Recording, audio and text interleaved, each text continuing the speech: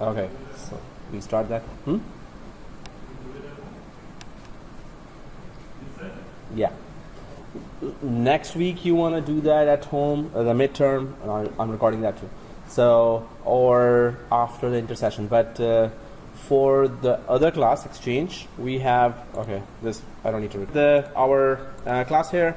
So we had done a lot of stuff in the last class. I hope you have started the machines here. Let's log into server 2 and let's do some other topics. We haven't installed server, SQL Server in server 3. If by the after the break we could start, or at the after the break we have to start, I guess, or at the last hour we can start. So server 3 for now you can just shut down if it is really slowing down your machines. And let's get going with our first topic here. So has everyone downloaded Adventureworks database file? Has everyone downloaded that Adventureworks database file? Okay, but it's just a small file. It's not big. It's some megabytes only. Even if you start now, you could just download that file, not those. So downloading and attaching Adventureworks. First we're going to do that. Then importing, exporting data from Excel, just to check how to import, export from Excel.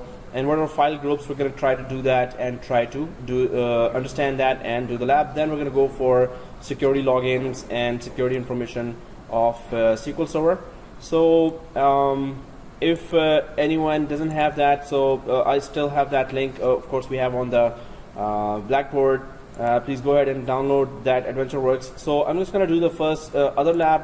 Then we're going to come back to Adventureworks. If by now anyone has not downloaded from the Blackboard, the Adventureworks, you can download it. It's a small, not a big file. It's 200 or 300 megabyte, I guess. So while we're doing that, let's talk about importing and exporting data to and from Excel. That again, we have a file on Blackboard here, and it's recording. So guys, just go to the Blackboard as well, and hopefully you may have downloaded or not. Then please download the file now, Excel file to import data from into SQL 2014. If you have this file already there, otherwise just copy it inside your SQL Server 2. So go ahead and download from this Excel file to import data from into SQL 2014, and just put it inside C drive or downloads folder of server 2. So I'm just going to do that now. So I'm just going to do that, and this is the sample superstore sales excel.xls file, right? And so I'm just because I have it already there, hopefully you must have copied that file there, this one. I'll just show you. So the sample superstore sales excel.xls. So I'm just gonna copy this file now, this one, to SQL Server 02. If it is done, let's go ahead. If it's not, let me know. So I'm going to SQL Server 2 and going to File Explorer here, and in the File Explorer you could just put it in downloads, or better go for C drive and just create a new folder on C drive.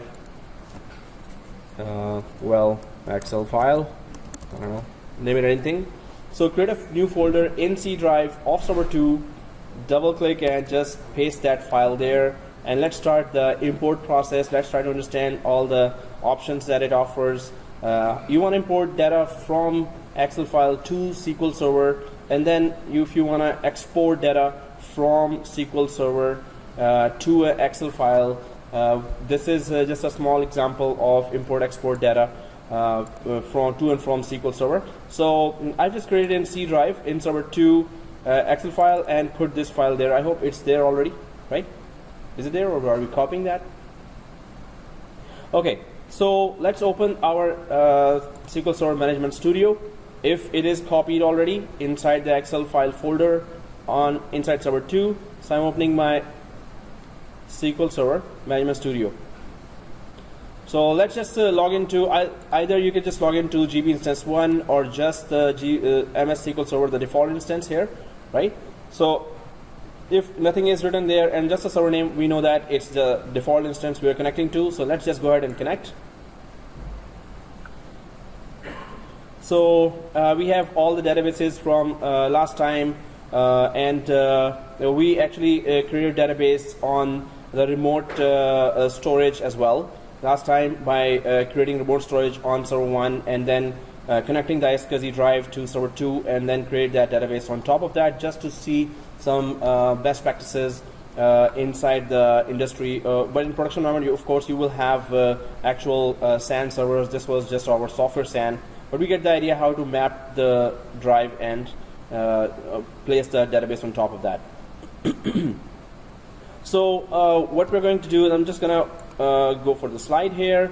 So SQL Server Management Studio provides the import wizard task which you can use to copy data from one data source to another, right? So you can choose from a variety of source and destination data, source types, select tables to copy or specify your own query to extract data, and save your work as an SSIS package. So we're going to be, so now we will go through the import wizard and import data from an Excel spreadsheet into a table in a SQL Server database.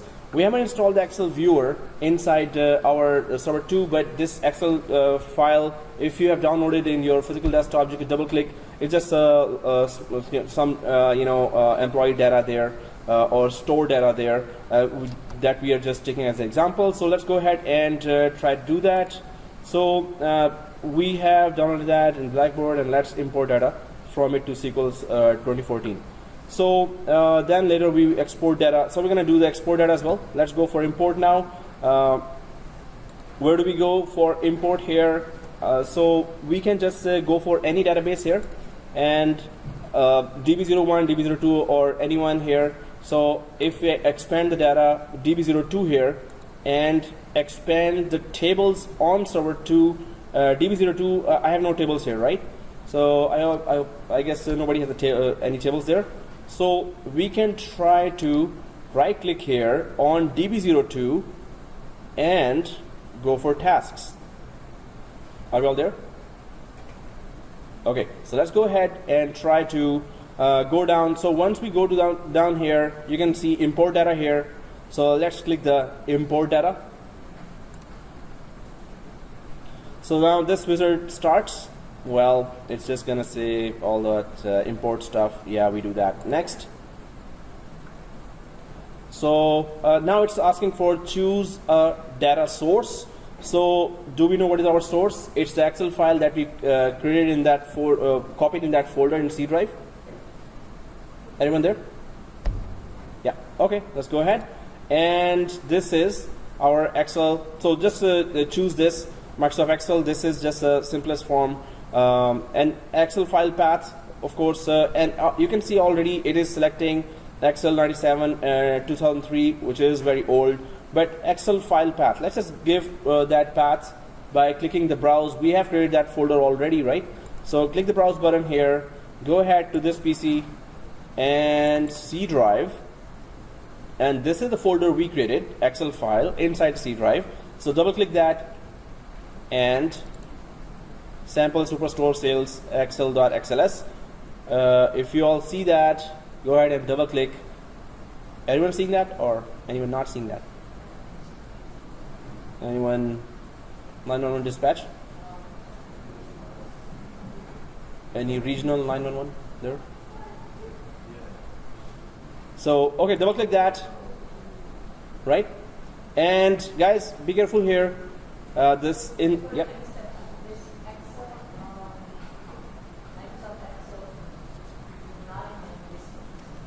Did you download from the Blackboard and copy it inside the server 2?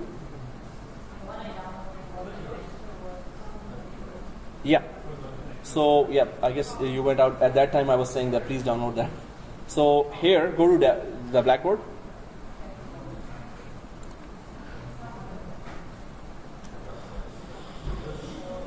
Oops. Yeah. This one. Excel file to import data from into SQL Query.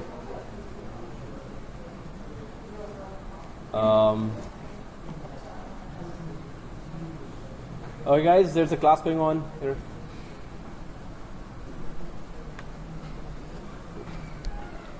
Okay, so shall we go ahead, or any problemo? Then you can discuss.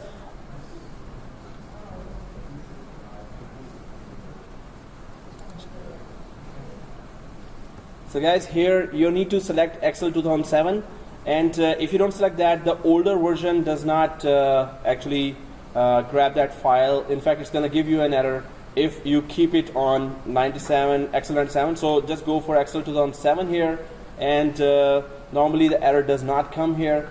But so you must, and please keep it selected. First row has column names. So normally all the Excel files does have the first row as column names.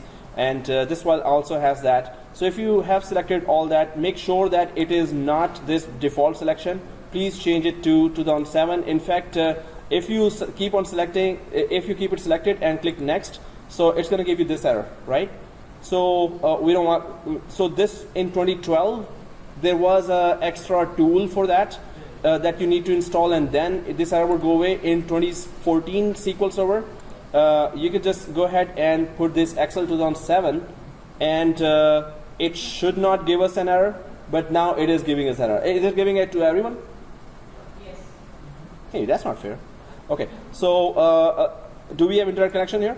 Yes, we have. Okay, so did we all do that, what I did here? First we select that and click next, and then we selected 2007 and click next. Did we all do that? Okay, so wait here. I'll cancel it because I should not have clicked that. Tasks, import data. 2007. Sorry? No, just wait for me. I'll just check that. Next.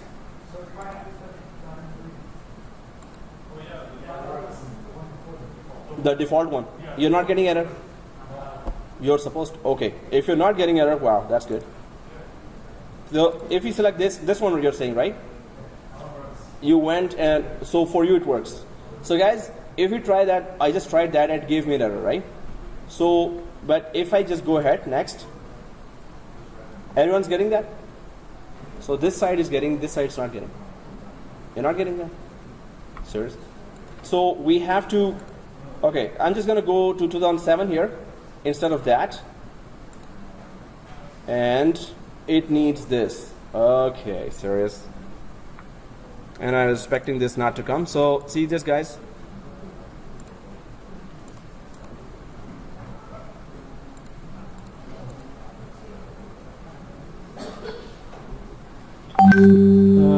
How to importing data from Excel sheet. You know, normally resume that. So okay, the observation is right now that some of us are getting this error, some of us are not getting this error. So at certain time it is asking for a tool, and because our settings are exactly the same, so it is asking for some that tool to be installed, and for some it is not asking that. So I'm just going to send that tool to, or I'm going to just upload that tool on that Blackboard, or that link that you can download, and once you install that tool, this error, for those it is coming, it will go away. Guys, any of us have updated the SQL Server before the last class anytime? We had internet connection. Did we do any update to SQL servers? No. So everyone's configuration is exactly the same, right? So if this error comes, I'm just going to log off and log in again just to try it last time, because we will not spend a lot of time here. But I'm going to tell you what to do next. It's just a simple import, right? So I'm just going to do a little troubleshooting. I'm just going to log off and log in again. So data source is this. I'll just try one more time. One. Okay, this is just hit and trial. 5 would never ever work. I'll just sign off and sign in. You kidding me? It was not coming here. So I'll just sign out So what I have done at home and other labs easily, now this exact same thing is giving us error. So half of us, some of us are getting this for the same configuration, some of us are not. So that's where, yeah, if it is error is not coming, please go ahead. And I'm going to tell you what to do, but I'm just going to log in. I will try to log in again. Yeah, you were saying?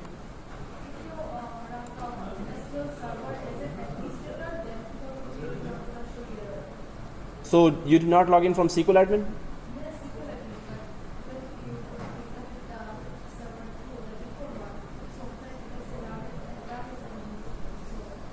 So we all logged in as server 2.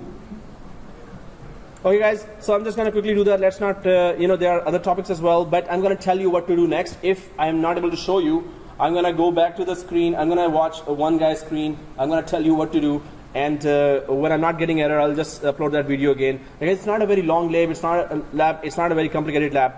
You just import the data and you export the data. Otherwise, this error sometimes comes, sometimes does not come.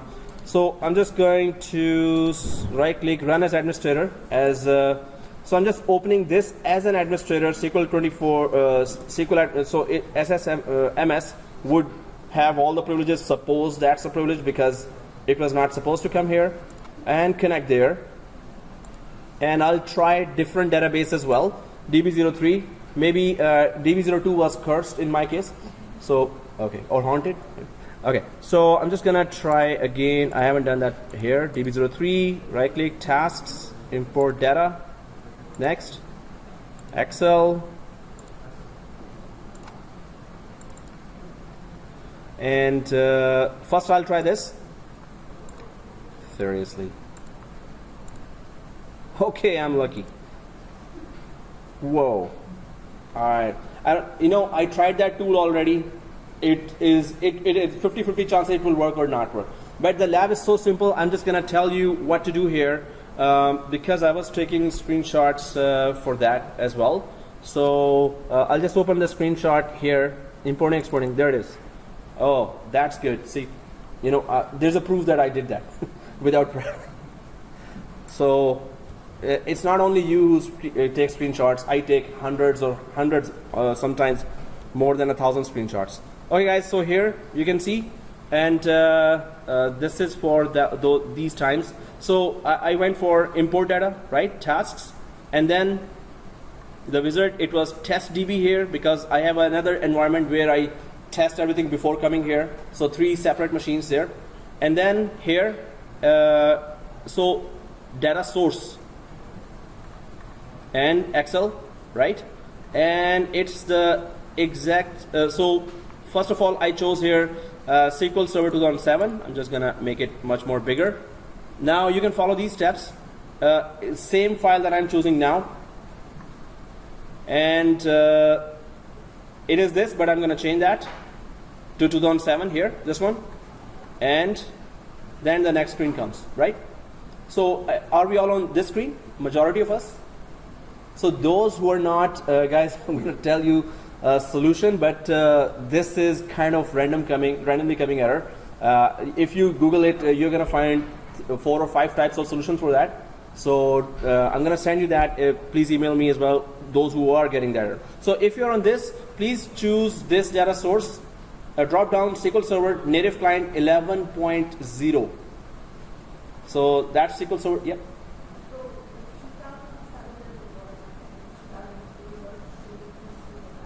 So for you, both did not work? No, just 2007. It works? It does not. 2003 works? Okay, please go ahead. Okay. Okay guys, so next you will choose SQL Server native client 11.0. So this is just the SQL Server client installed on this server. Everyone has chosen that? So let's go ahead. If you have chosen this SQL Server native client, let's go ahead. And then you will see this. Your database name, Windows authentication, server 2, and 11.0. Everyone seeing this screen? Okay. So if everyone's seeing the screen, and I'll send you the screenshots as well. So let's just go ahead, and now you should be seeing this screen. Copy data from one or more table or views, right? Everyone on this page, right?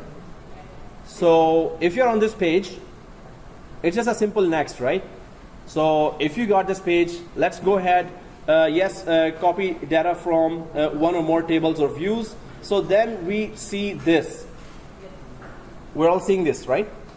So these are, different tables there or relational in the database. These are different rows and columns that we will be importing. So you will see different spreadsheets when you finally import that data.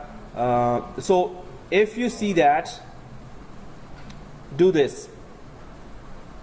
So we all see that. Please select on the top here. So it should look like this now, right? So if we are selecting all, yes, okay, let's go ahead and try to, so this is the database object and orders filter database, returns, users. These are just columns here that you will show. It's a small data, it's not a very big file. So if you're all seeing that, let's go ahead.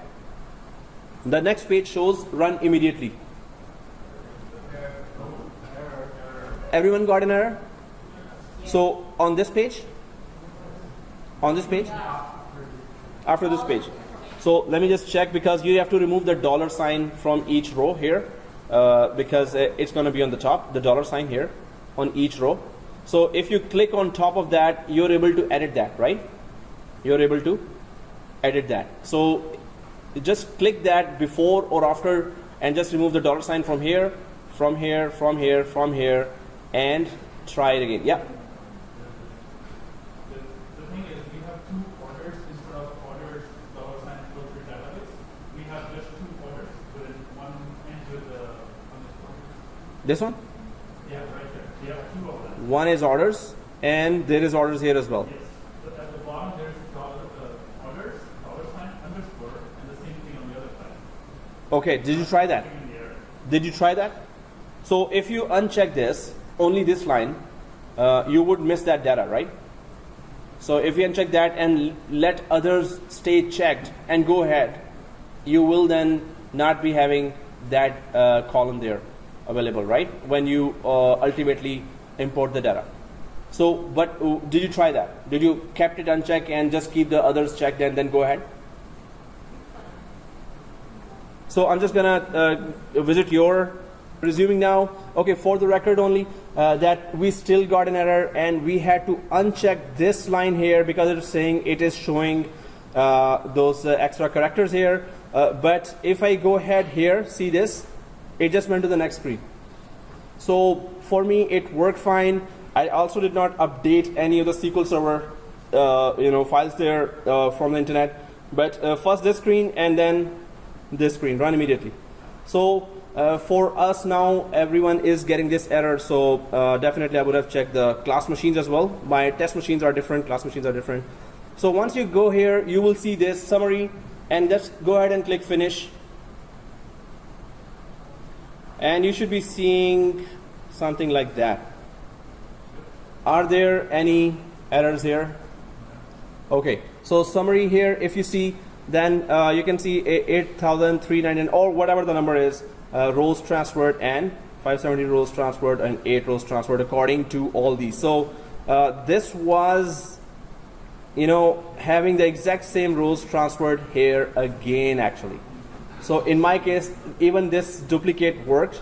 In your case, so it was a filtered database with filtered results. Now it's the full orders list without filter. But the main thing is that if you were able to copy, what is the proof that it is there? Was the import successful? What is the proof that the import was successful? So did you check inside the database? Are you able to see these 4 tables there? Okay. In our case, yes, it comes down to 3. But if you go to that same database which you expanded and then tried to import, now you should be seeing here these tables. Are you able to all see those tables? Actually, there are 3 now. So first you expand the database, then you expand the tables itself, right? When you expand the table, then you should be now seeing what a database which was empty before. Now you should be seeing the table. Everyone is able to see that? Okay. No? Refresh. Refresh.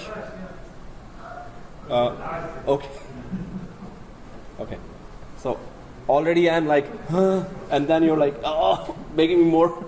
Okay, guys. So anyway, this happens, and that's what I was saying in the start as well, that whatever I practice at home or in the production environment might not give me an error. And while we're doing live demo here, and everyone is doing his or her own live demo, and you could get an error, right? So, and there are troubleshooting. I did that troubleshooting because it was coming to me. Sometimes it was coming, it was not, sometimes it was not. Now, during the exam, if it comes, you have to, okay. We're not having that exam. Otherwise, normally you guys are here, I'm walking here and there, and normally people reports different errors. So I was going to say something about that. We're going to do the exam at home, or I don't know how you will manage that, but let me know, because not everyone has powerful machine. You have to come here, but you will, if you have 2 days, you can come here in the open time and do the lab as well, right? Because it's a specific environment and need specific screenshots of the specific configurations. So it's so specific that wherever you go, it's still a challenge. Most of you will find it a challenge to do it within the deadline. Okay, so guys, if it is imported, you can right click on any of those tables, and when you right click any table, it shows you open the first 1,000 lines, 1,000 rows, or open the first 1,000, first 20 lines. You can just right click that and just check the table itself if you want to open the table, right? So if I go back from the screenshots to the actual lab here, if I have any tables, seriously, they didn't work. Wow. I'll be checking my class machine separately, because test machines, the other machines are just working fine, these ones. Okay, so if I go for a table, just wanted to show you that okay, I'll just create one. And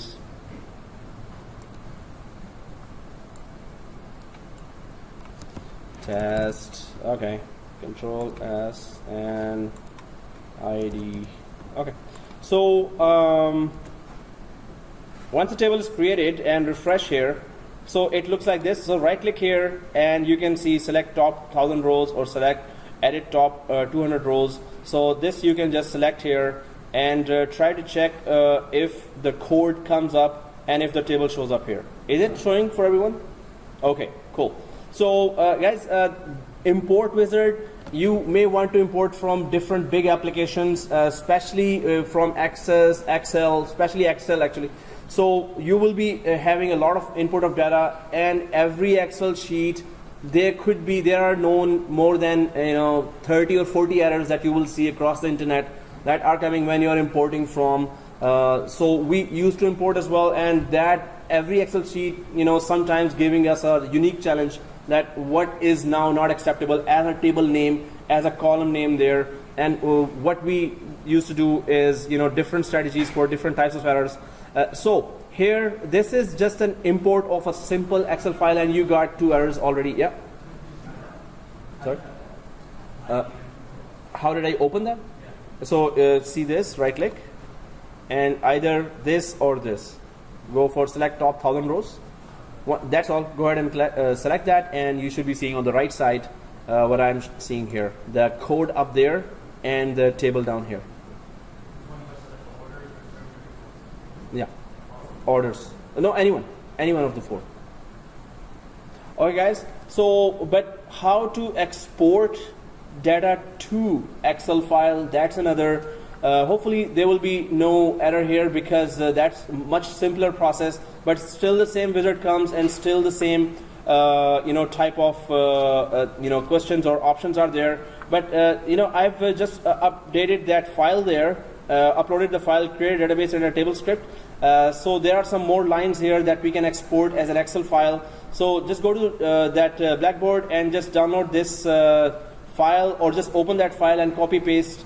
Create a new database, and then if it's still demo data, go for demo data 2. So I'm just going to click that on the dashboard, create a database and a table, just to see how to export a table. This was import, which we saw with some errors, but I'm just going to click that file, and it has all that which we tried before. I've just put the table a little bigger.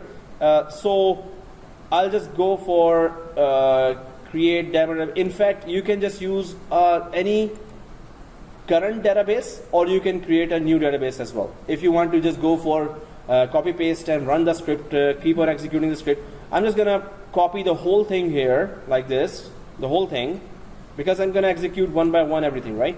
So I'm just gonna copy the whole thing and go to the lab. First of all, I'm recording that. Okay, go to the lab here, server 2, and I have this query open, but if you are back here, you can see new query here, right?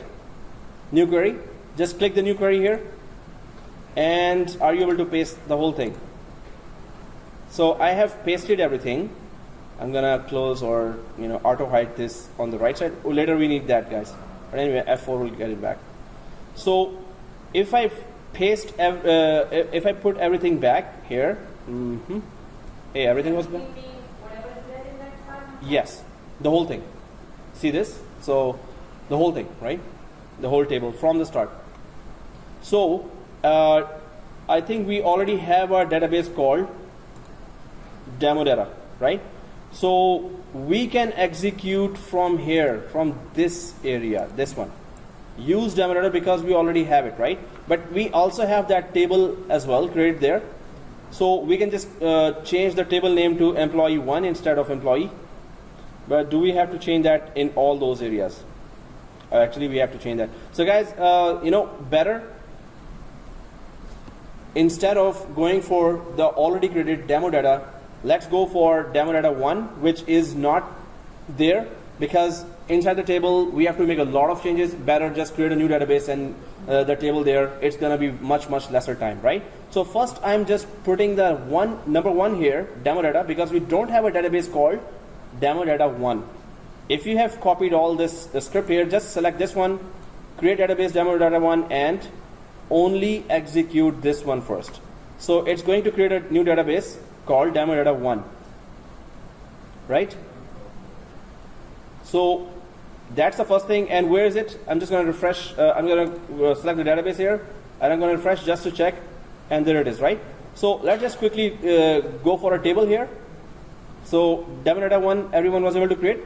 Now I'm going to use demo data 1 as well. So I'm just going to put 1 here and just select only this line now and execute that as well. So instead of master written here, you should see demo data 1. This means we are using now this database which we just created. Anyone there? So let me know if you're falling behind.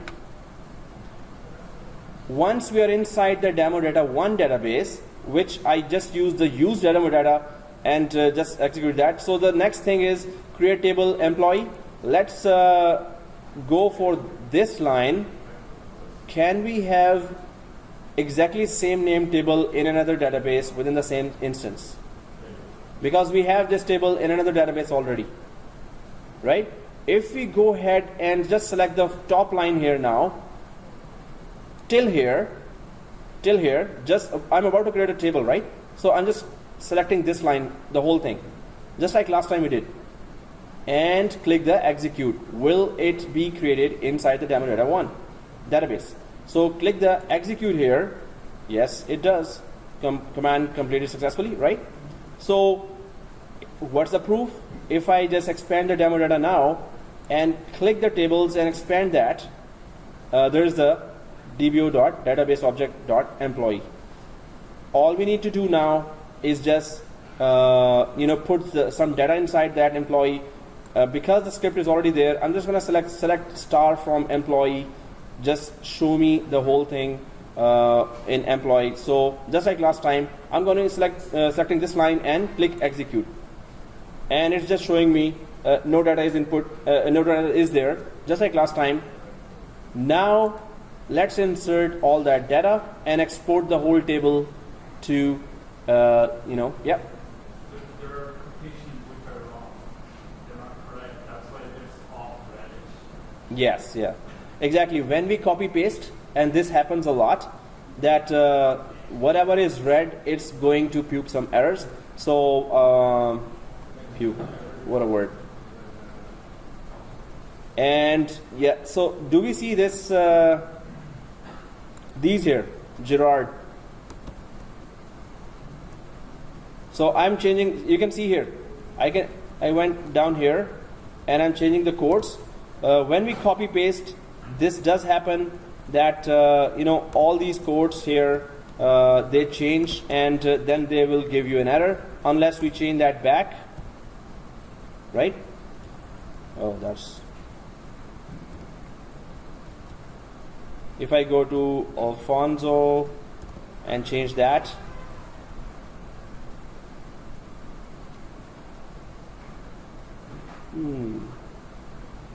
and this travel, change that. Well, I have to go ahead and do that too. Let's go do it quick. I hope there's a find and replace.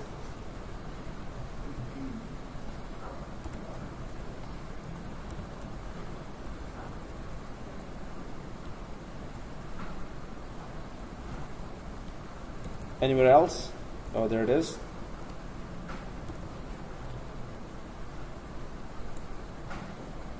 Oh, seriously? Where else? Why is Gerard underscored when I've done it?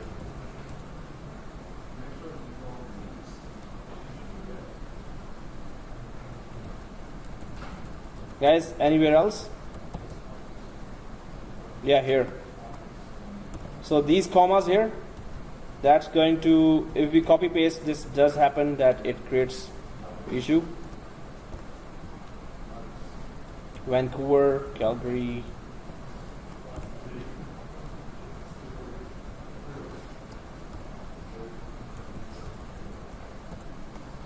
Well, this didn't happen last time.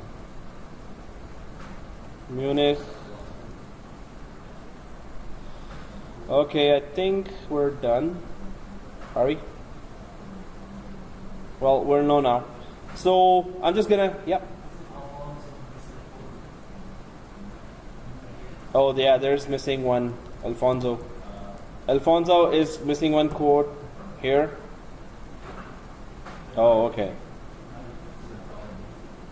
Okay, now let's just select. There are no errors showing now.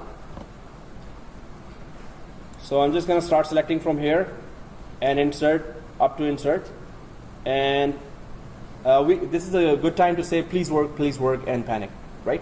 Okay, just kidding. So execute. Oh, thank God. Okay, so we just had to remove all the commas and quotes there, and now it works. So if I all rows are saying it, which have worked. So select star from employee now should be showing me the data, right? So execute, yes, everything, all that data is being shown here, right? So now we can export this table. But has everyone done that? Everyone was able to create that table? Okay, everyone? Nope. Okay. Done? Okay. So, okay guys, how to export? Just like we imported, we have to tell the database. So I'm just going to right click the demo data 1.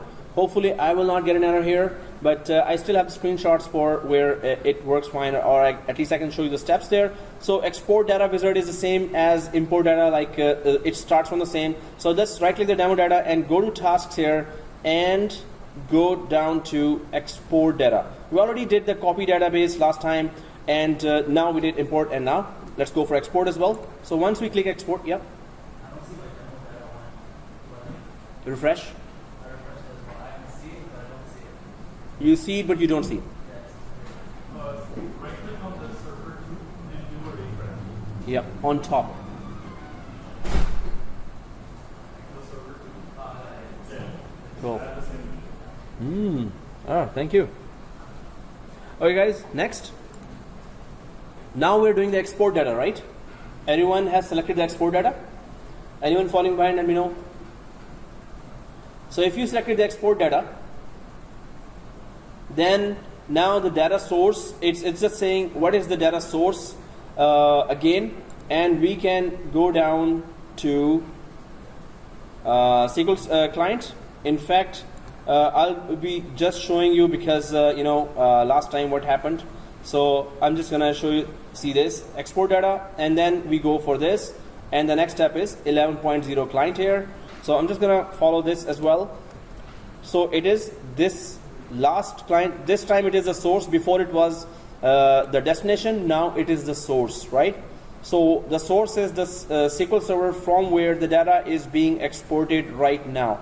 So once you go to data source, just go for the last one here, 11.0, and select that. So it should look like this, and your demo data should be showing here as the database. If it is the case, right? So let's go ahead. Let me know if I'm going fast or slow or whatever, right? So click next here. And now, of course, where is the destination? So this time it is Excel. Excel is the destination, but we have the file here, and hopefully I don't get a error here as well. But this time the data is internal, and it is not like having those special characters there.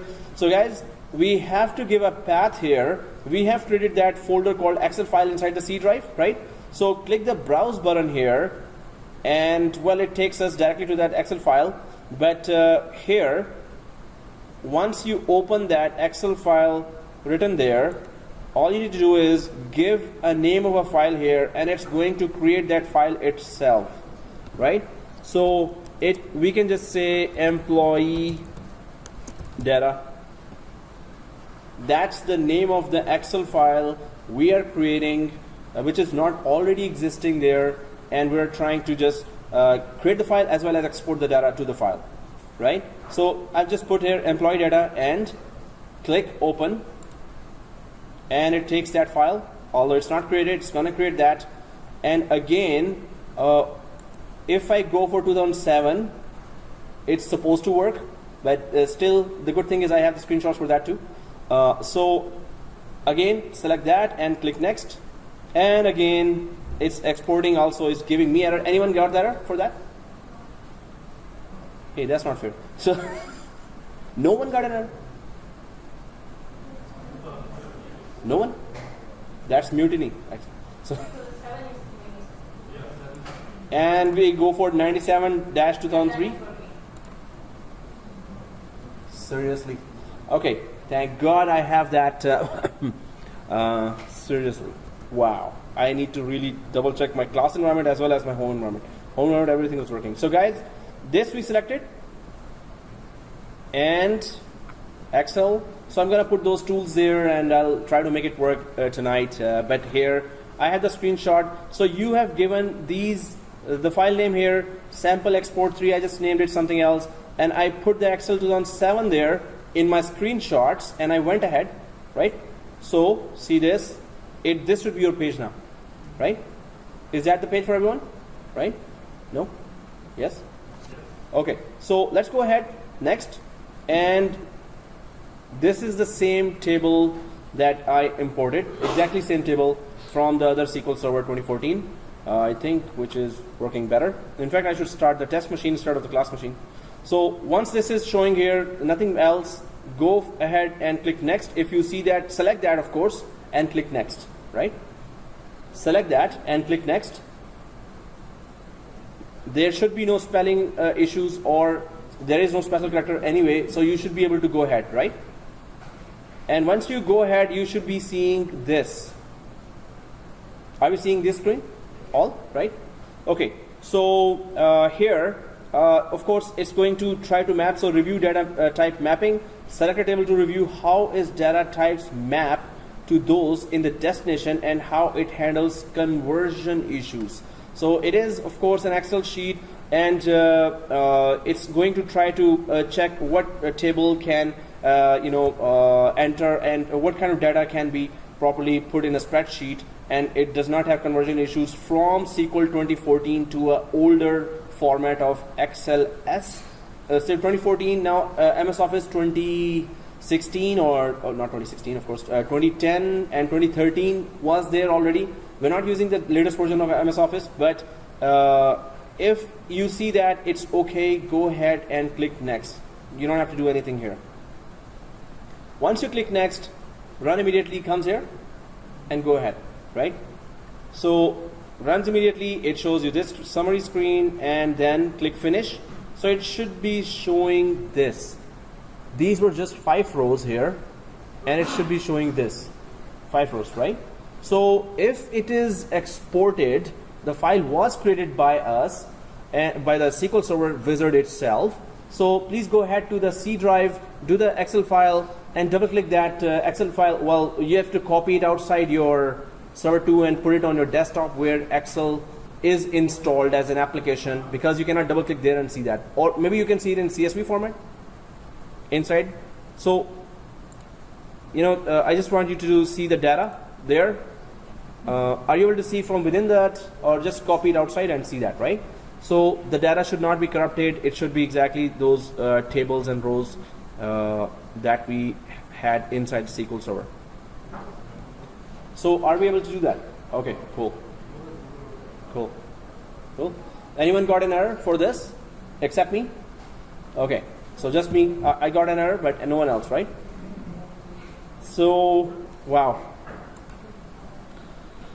Okay, guys. So let's this is just a simple import export wizard where if some tools are not there, I'm just gonna update it again. I'm gonna put those tools there that it is giving me an error for, although I did not have to install those tools in my test environment there, which is exact copy of what we are doing here. I just copied the 3 machines and made it a test machine as well.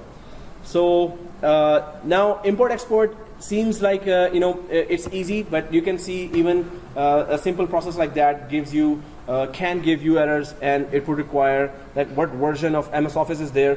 I wish I had MS Office installed here, the latest one, 2013, sorry, because 2014 SQL Server can coincide with the or work better with the MS Office 2013, right? So, but anyway, if this is the import export, let's try to check out our Adventureworks. So guys, have we downloaded Adventureworks already? It's a .bak file. Do you have WinZip? Did you extract that? Right? So extract the, so let me just show you. Adventureworks, we have this file and it's 2014, not 2012. So I'll just go to Technologies, SQL Server, and it should be looking like this, guys. .bak, right? So it seems like it was taken as a backup, but we will have to, we cannot attach it, we have to restore it. So we're going to use the restore feature of the backup, right? So if you have copied this, it's what, 45 megabyte? Okay, I thought, so backup is like really small. So guys, copy that and put it inside another folder in server 2, because you still have to give a path to that. I'm copying that Adventureworks 2014.bak, which was extracted from the WinZip, right? So I'm just going to go to server 2 here and go to C drive again and create a new folder called, in the C drive of server 2, I'm creating a new folder for Adventureworks, sample DB. So I'm just creating a new folder inside server 2, inside C drive, called sample DB, and double click that and paste. It's a small file here. So if it is pasted, let's go ahead and try to add that, because later labs we will have to actually do some stuff there, especially for high availability as well. So if it is copied by everyone, let's go ahead and try to add it. Previous databases we were able to attach, and in fact we had an error there as well. Then we went for another database and we were able to attach and detach. Now how do we add this Adventureworks here to the SQL Server? So if we see the databases here, and if we go for restore database like that, because it is a backup, backups are always, you have to restore them, right? So this is another way to just add the database, that if you have a backup of a database, you can go ahead and restore. So go to the databases up there and click the restore database and go ahead this window will open. So this window is opening here, and there's a database that it says, hey, where's the database? Of course, we don't have it connected already. So we're going to go for the device option in the restore database here, this one. And we're going to give the path of where the .bak file is, right? So let's click the three dots here, and it's asking where's the backup media type. I'm just going to click the add button here, add button in the select backup devices, and then the path where it is expecting inside the backup folder, which is inside Microsoft SQL Server in the program files and C drive, but we have actually put it inside that sample DB. So if you click that, this is how it should show now. Just go ahead and Adventureworks 2014.bak, you can just see that. Everyone is able to see that, right? You have to just look for that path, expand, C drive, and then just go for that sample DB folder that we created in the C drive earlier. So that's it. Select that, press OK, and I hope no more surprises here, but you never know. So go ahead and if you selected that, and press OK. So it should look like this. Backup media type, backup media. It's Adventureworks 2014.back, and go ahead and press OK here as well. So now the whole path looks like this, which we're about to restore. Suppose we did take a backup of this database way back, or any other database. This is the time. This is the way to restore. So the whole information looks like this. It's type full component, so it's a full restore. If you see all this, just go ahead and press OK and hope for no error popping up in your screen, right? So everyone is able to do that. So let's go ahead and press OK. No error on my machine at least. So that's a very good thing. It's a good trend for my machine at least. So database Adventureworks restored successfully. Everyone sees that, right? Okay, let's press OK. And where is it? There it is. So Adventureworks, the last one here inside the databases, and if we expand this, so you will see a very long list of tables here. If you expand the database first and then go ahead and expand the tables, it's already filled with a huge amount of information here, and it goes way down. So a lot of tables here. So we'll be doing a lot of future labs on this by adding this. Now, while it has been added here, keep it added, and of course when we are doing high availability labs, we're going to be putting that on the other instance, and then hopefully we'll be installing the next SQL servers, second SQL server, so we're going to be putting that across the machines on the other SQL server as well. Now, let's go ahead for file and group services. Oh, file groups, not file group services.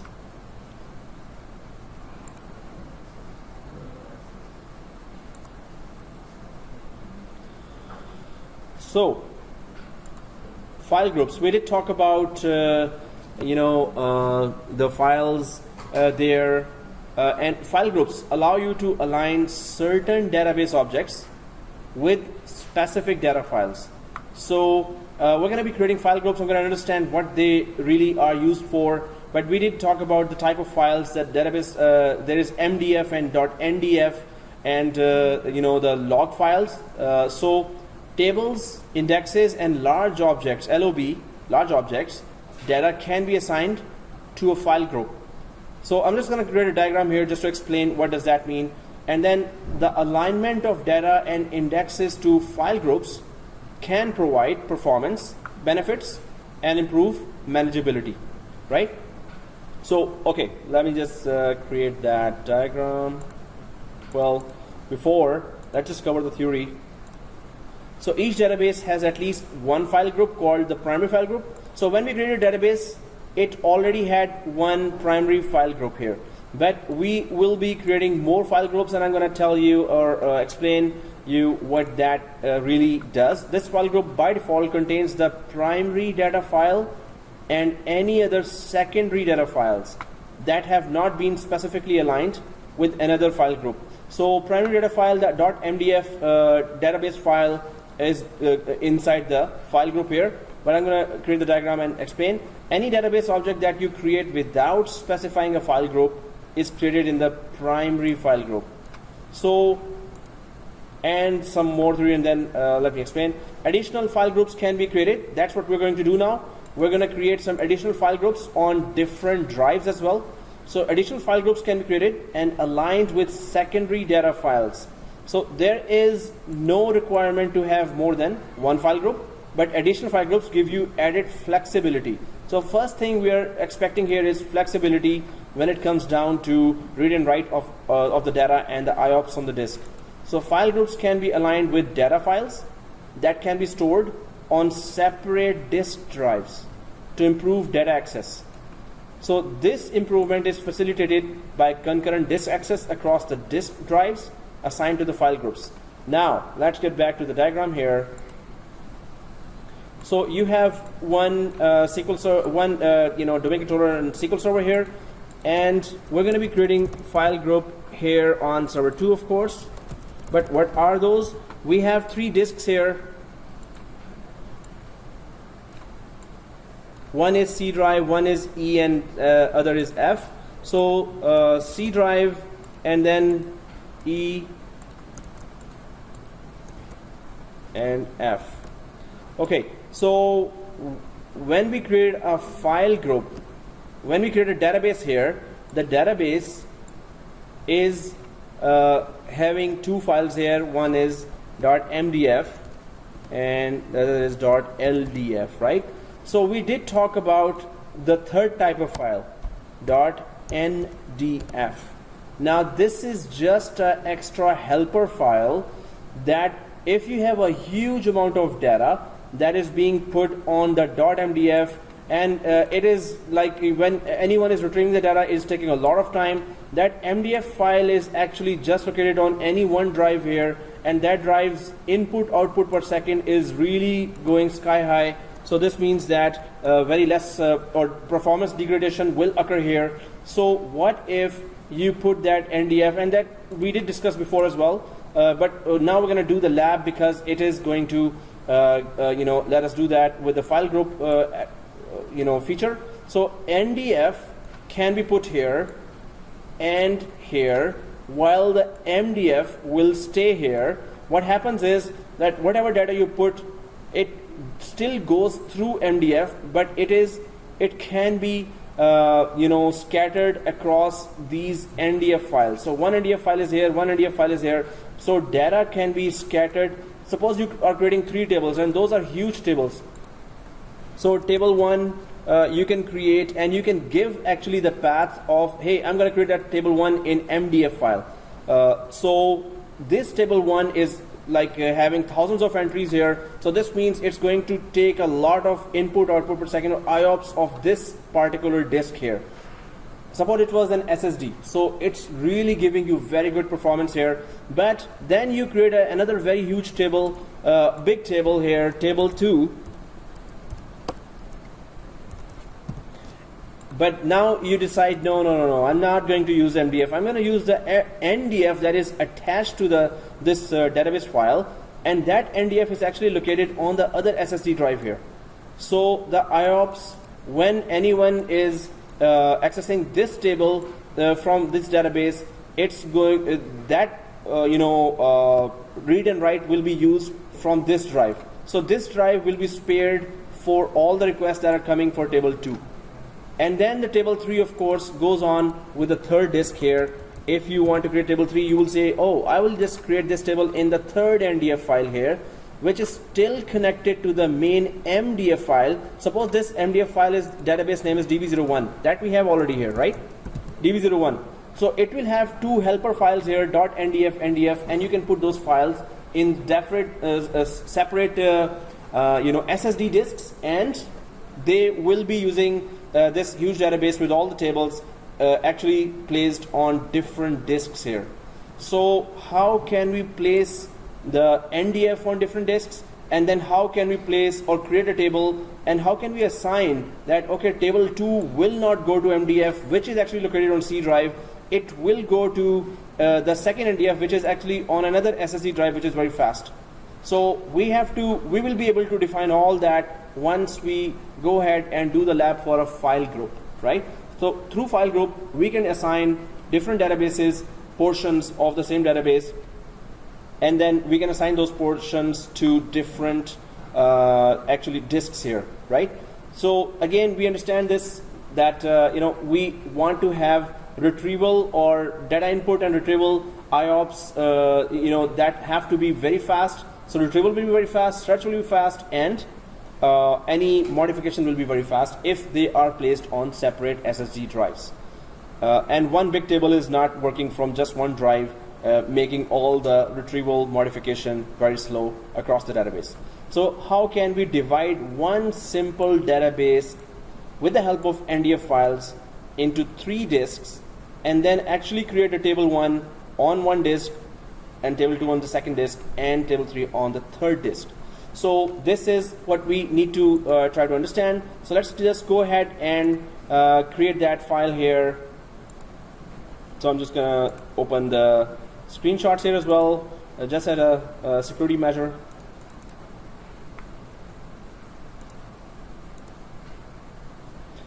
File groups.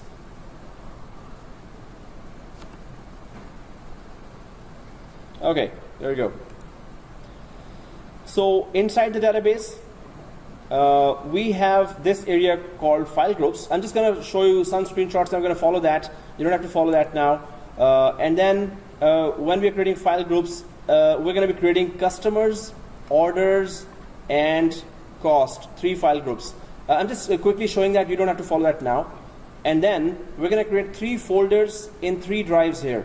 C drive will have customers folder, E drive will have orders folder, and F drive will have costs folder. Then we're going to go back to the database. We're going to go to the files area here, and we're going to start defining the file. Now file has to connect to the file group, and it has to also connect to that folder in the respective drive. But we're going to do that, and we're going to understand what do I mean by that, right? So first we create 3 file groups, then we create 3 folders. In fact, we should create first 3 folders, then 3 file groups, then 3 files. So once you're starting doing that, you will understand each thing will be gathered up to solve this kind of puzzle here. So let's go ahead and try to do that. I'm just going to go to server 2 here. Let's go to server 2 here, and let's go for some database here that has not been used before. Okay, DB03. So DB03, we're going to use that, but before that, we're going to spread across our 3 disks, 3 folders, because we want to put the files or portions of the one database into 3 disks, so we could properly get those read and writes from those disks. So I'm just going to go to server 2 and go to the C drive, and here let's just create a new folder called customers folder. So what is the purpose of that? We want to give the path of the database MDF file to C drive. So MDF will only use C drive. Then another section of the same database will be placed on the E drive, which is a separate drive, which means any data on that database will be getting full speed from the other drive, and not one drive will be put there to receive all the requests. So on C drive, I've created a folder called customers folder. Then go ahead and go to E drive here. And although we have dedicated this to databases, but just for this lab, and in order to understand this lab, let's go to E drive and create a new folder called costs folder, E drive, and then we go for F drive to create orders folder. F drive, it's not according to any sequence. You can put any folder on anyone, but you have to remember where it is. Orders folder. So we are creating 3 folders across 3 drives, because we need to place one single database's 3 files on 3 different drives. And then we're going to check. We're going to create 3 tables as well inside the database, and once those tables start working, they will be using actually 3 different drives speed to read and write the data. Okay, so 3 folders first of all have been created in C, E, and F, right? Now we go for the database. You can just choose any of the databases here. So I'm just going for DB03 here, which doesn't have any tables right now. So I'm just going to right click the DB03 and DB03, and then we go for properties here. Let's go to the properties of DB03. And now you can see file groups and you can see files here. But when we go for file groups in DB03 here, by going to the properties of the DB03, you can see that there is only one file group. This means that only one drive may be used. Although we have actually followed the best practice here, if we didn't have 2 other drives, this database and log file would have been sitting inside one C drive. But anyway, we need to understand how file group really works, right? So we're going to create 3 file groups here. Then we're going to attach it to the files, and files will help us put that database sections into different drives. So first, let's just create that file group. So I'm clicking add file group here, and first I'm putting customers. Then I'm going to again click the add file group, and I'm going to put costs. And then I'm going to put another third file group and put orders. Now we did create those folders and we did create these file groups, but what will connect those folders to these file groups is the middle guy, which is file itself. Now it is going to attach these to the different drives, and it is going to attach those different drives to these 3 file groups here. But how does it happen?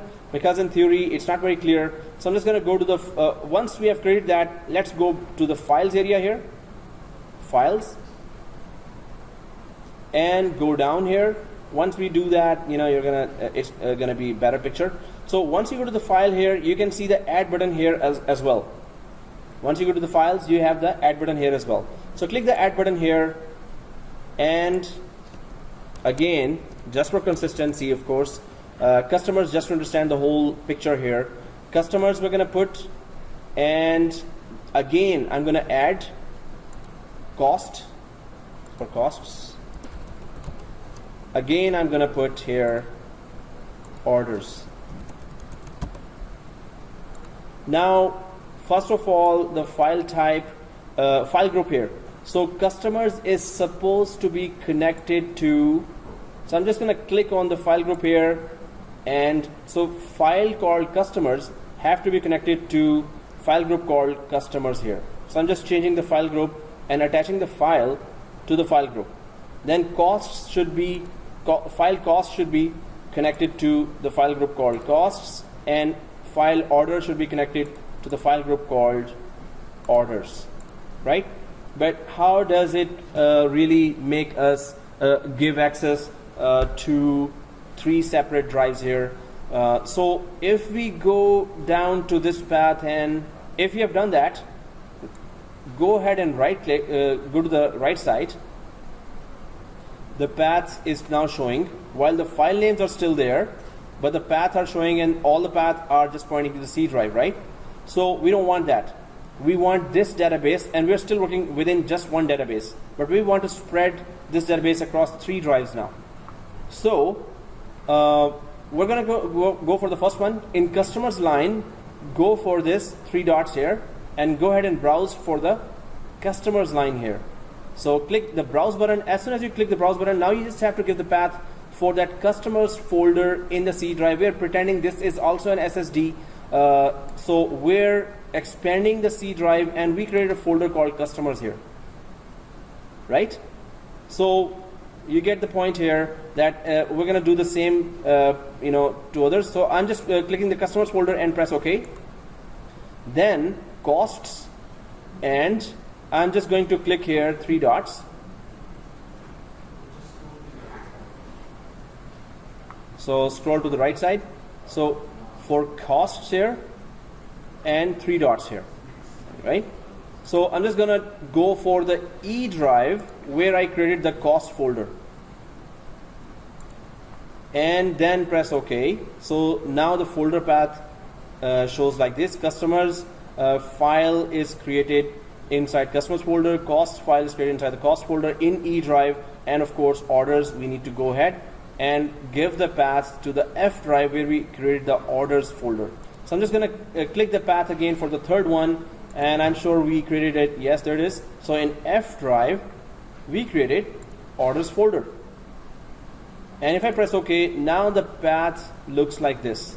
So first we created the file groups, then we went to the files, we created the files as well. We attached the files first to the file group, then we attached the files also to the custom, their respective folders across 3 drives.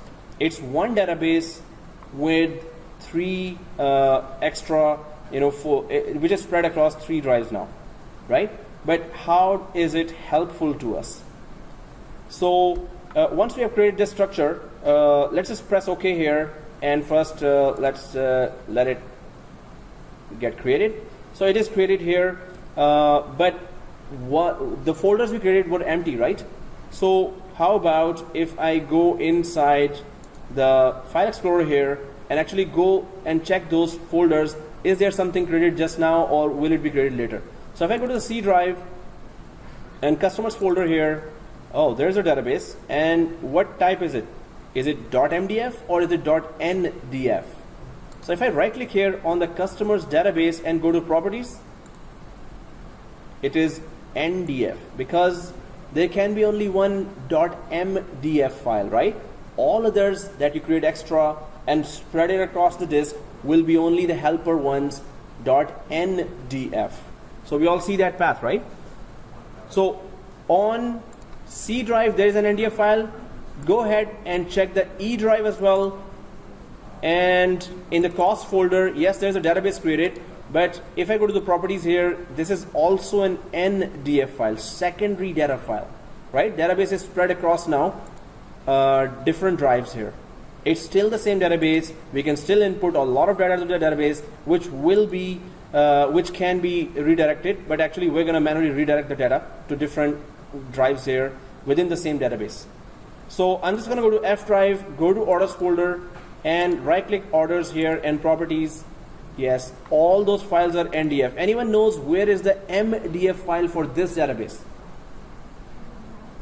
And how could you know that? I mean, can you tell me which drive is it?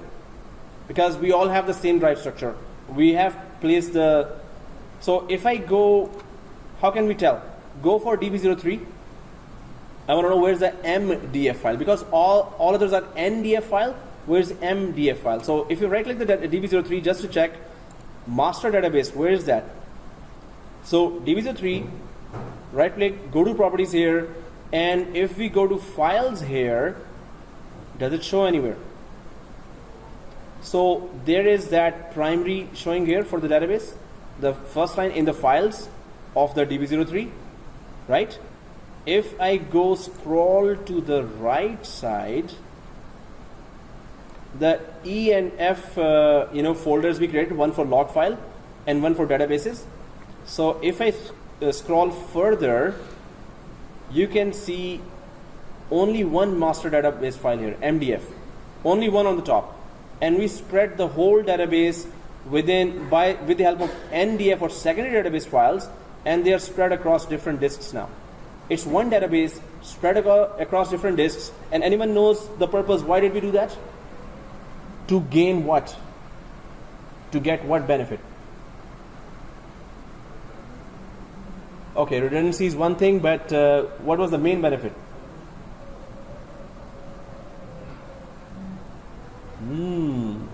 That was the correct answer. Nobody replied. Okay, no. And the main benefit of spreading this is to gain speed, read and write speed. So the main benefit of the whole thing is that it's going to give us a good speed.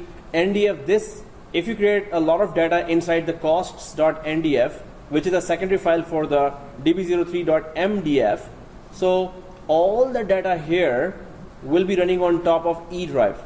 If you add anything here, on orders. So all the data here is running on F drive. So if the whole database was just in C drive, only C drive will get all the IOPS, input output requests.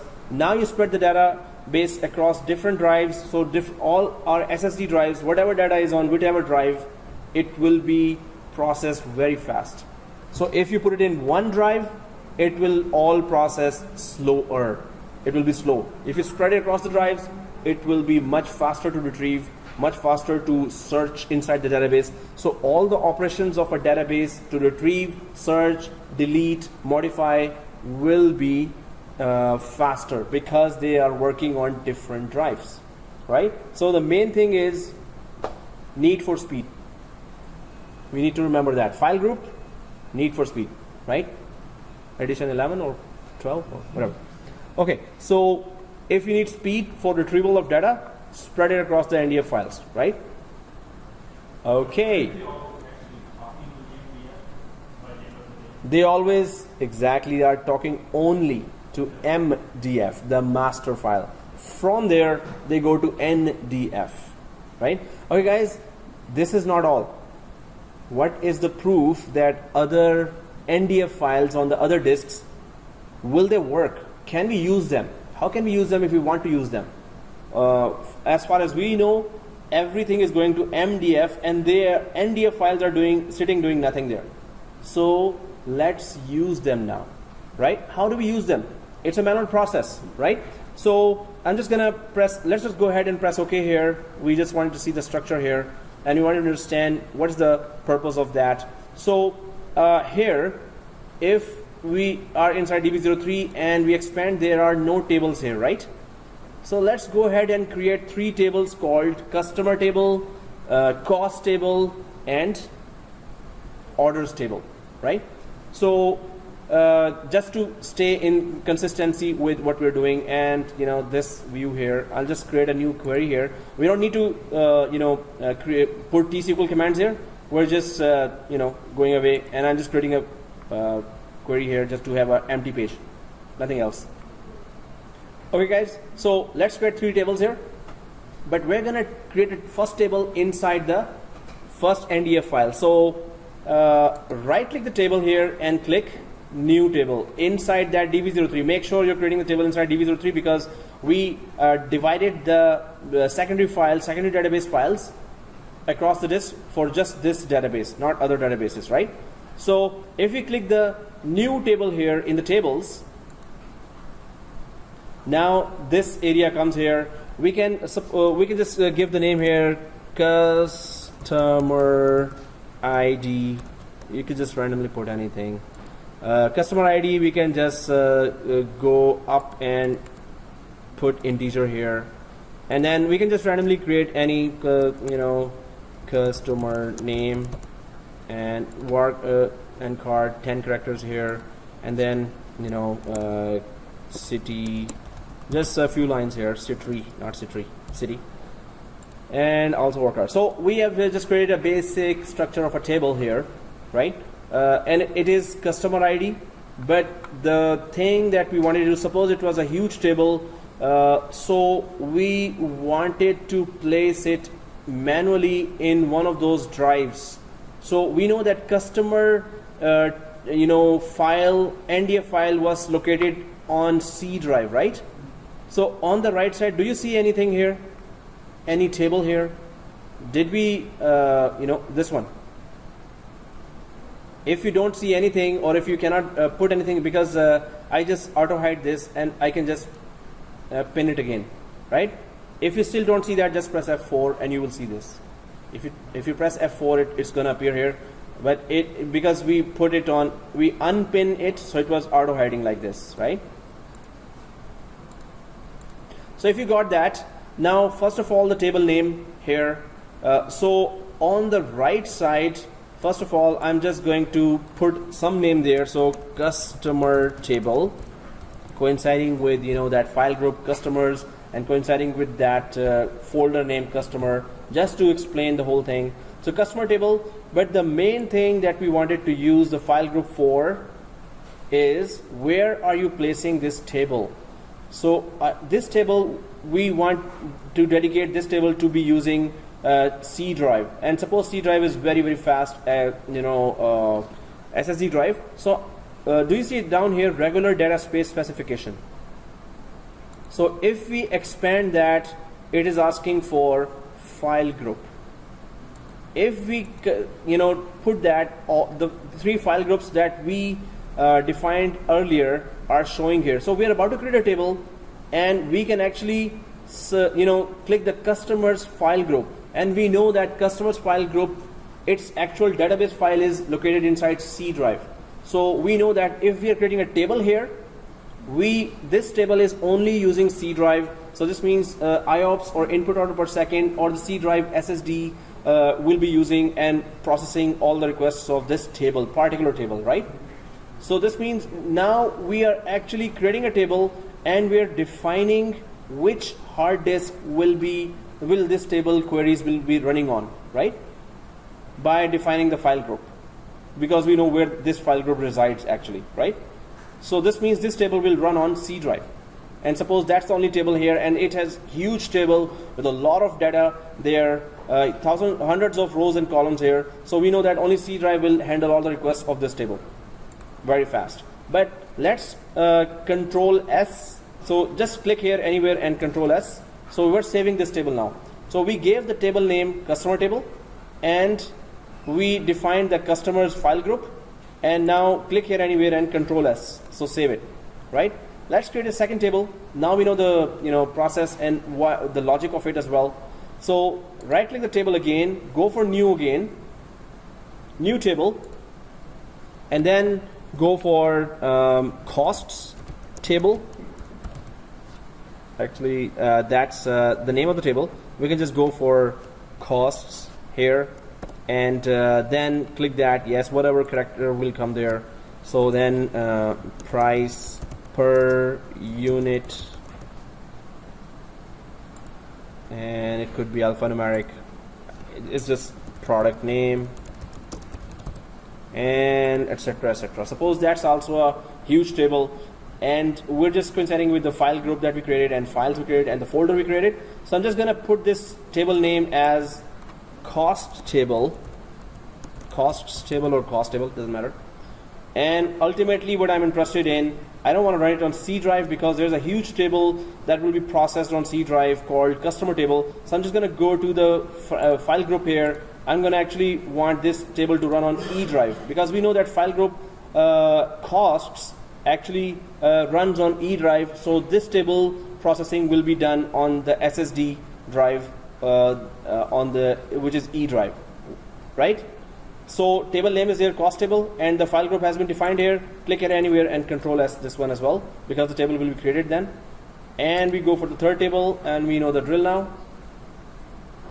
So new table again, and this time it is orders and car and number of characters, and orders and order per product, and whatever that is, and order price,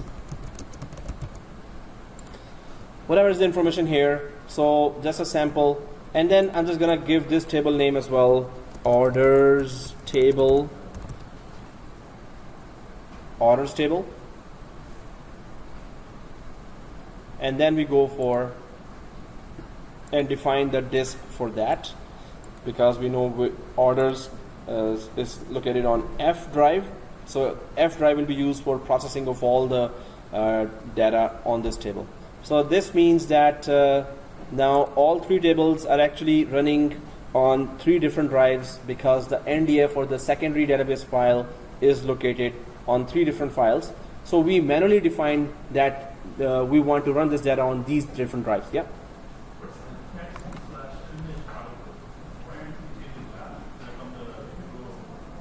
Yeah, that's file streaming. So when we go for file stream is another topic, and there you can actually, this is just data. Then we can actually put images there, and we can actually put files there, zip files, and just like a backup. So file streaming, when we go there, we're gonna run that. But guys, if you Control S this, now all the tables are showing here on the left side. So refresh. Go ahead and refresh. And the three tables we created are showing here: cost table, customer table, and orders table. And refresh. So I'm just gonna go and visit those drives. Of course, log file F drive is having orders table. F5, of course, it's not gonna show any activity here, but these are scattered across different drives now, so we could gain speed here. The main purpose of this was to get some speed when processing data for those tables, that the drives will give you good IOPS there when you spread the data across different drives.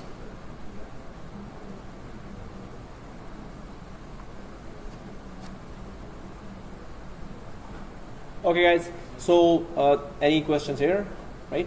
That's okay, clear, right? So we are spreading the database in different drives to get speed, need for speed. Just remember that. Okay guys, so once this is done, let's go for the next topic.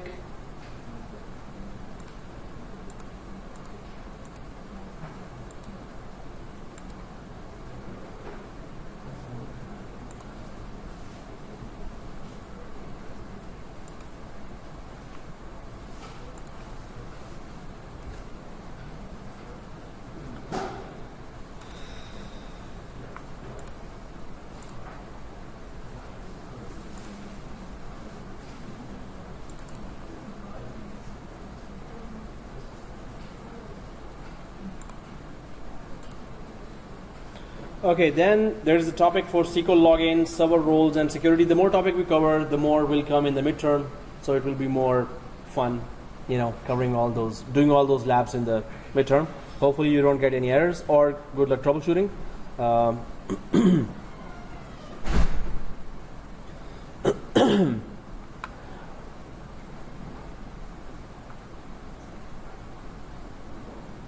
Okay, so SQL logins here. Now, logins are the credentials that authenticate connections to an instance. So we created our login SQL admin inside server, SQL Server, when we were going through the wizard of our SQL installation. So at that time, if I just go back to my server 2 SQL Server and go inside, so we can see the security folder here. So database folder was expanded, so just collapse that and click this security and expand that security. So once we go inside the database security, of course, logins, server roles, credentials, cryptographic providers, audits, and server audit specification, all these areas are there in the security that are that you will be using a lot when it comes down to maintaining those databases. So logins, if we go there after expanding security and expand the logins as well, you can see that SQL admin login is already created. There is that SA, the super user here for the database. For SQL Server is also there. Then there are some local services and instance is also showing there. So those services are mentioned here, right? Local accounts are there for anti-service and anti-authority anti-service. But main thing, we have SQL admin as a login created. But what is login and how can we create more logins here? How can we give other DBAs, database administrator, more access or any other user full access to these databases here, or just this instance here? So logins are the credentials that authenticate connections to an instance, right? So to our instance called MS SQL Server, we have one login already created, which is SQL admin. Now, except in the case of an instance configured to support contained databases, a database user must map to an existing SQL Server login. So if you're not using contained databases here, as we discussed in the last class, not a lot of rules are applied on the contained databases. So this, on the instance level, when you create a login, SQL admin, it will have all the privileges on that instance. So you can differentiate SQL Server logins based on the type of authentication method used. So how are you authenticating that login? It is a Windows authentication that we're using right now, right? So our Windows account is there, and that Windows account actually is the top account in Active Directory as well, which is not a very good idea. But in a in a test environment, we can do that. So SQL Server 2014 supports the following login types: Windows authentication login, SQL Server authenticated login. So that is where you're not using a Windows account, you're actually using an inside account.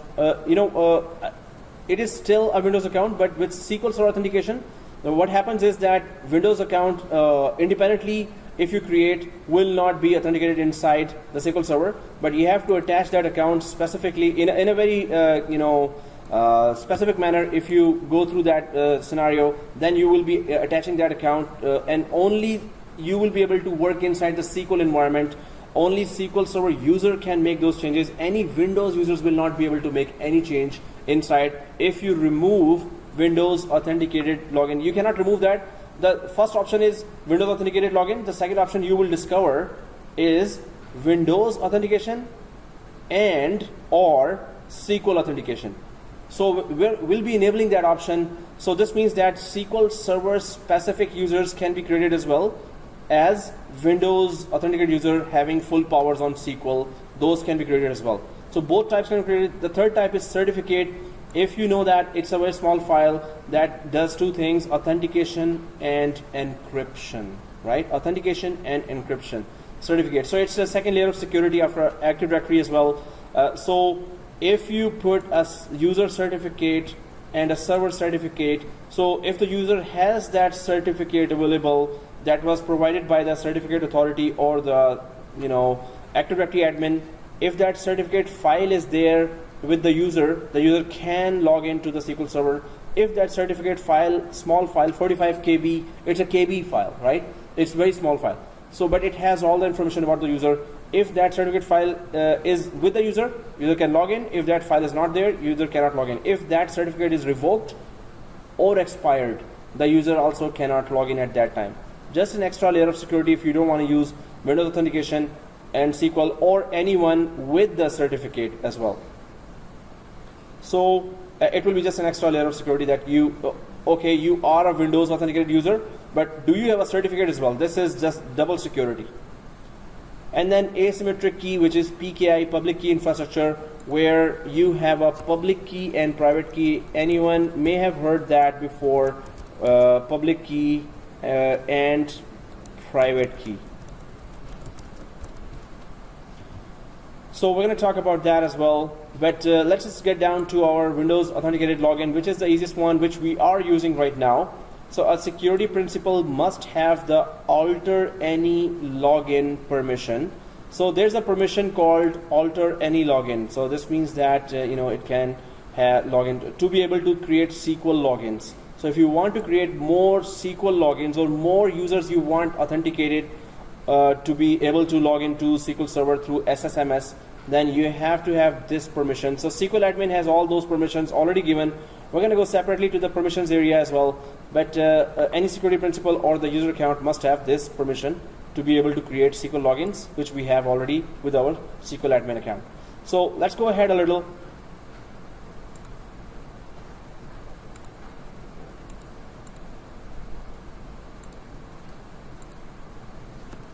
So the default authentication mode for a new login is Windows authentication. That's what we know already, because our Windows account is able to log in easily from our SQL Server. So if you want to add a login with Windows authentication, you need to type the name of your Windows user or group in the login name text box. So we're going to create now a new login name, and we're going to put some Windows user there. You can also click the search button to search for Windows login. We're going to do that. In either case, the login entered for Windows authentication should be in the form this. Either you put the domain / username. We have a lot of users there. For example, my domain / Chris, or in the form of user@company.com. You can just put this name as well. So with Windows authentication, you have an option to restrict access to the server for the new login when it is created. So we can restrict access or we can give full access, but let's see whatever login we create, will it have any access to the SQL server or not?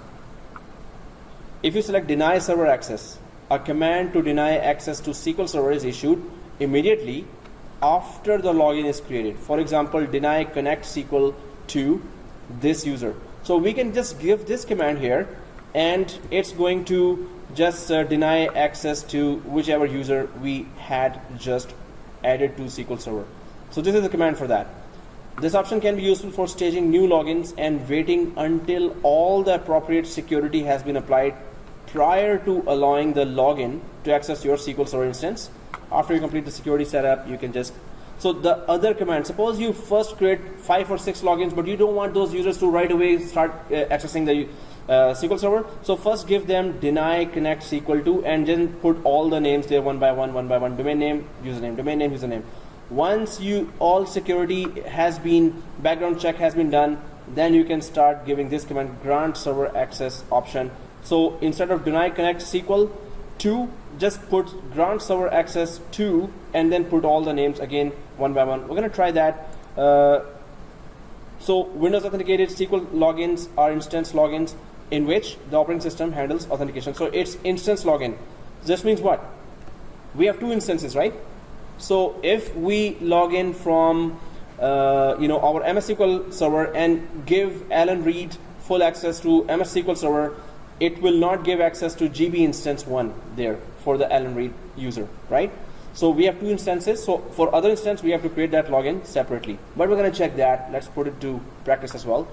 So you can map a Windows authenticated SQL Server login to a local user account, a local security group, a domain user account, or domain security group.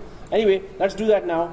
It looks like this, object types. But to create a Windows authenticated SQL login, use the create login transaction, for example. And this is a simple command that can create a new user login. So let's do it with GUI and then do it with transact SQL as well, T-SQL as well. So let's do that. It's a small command here, or we're about to do that, but or we can take a break at.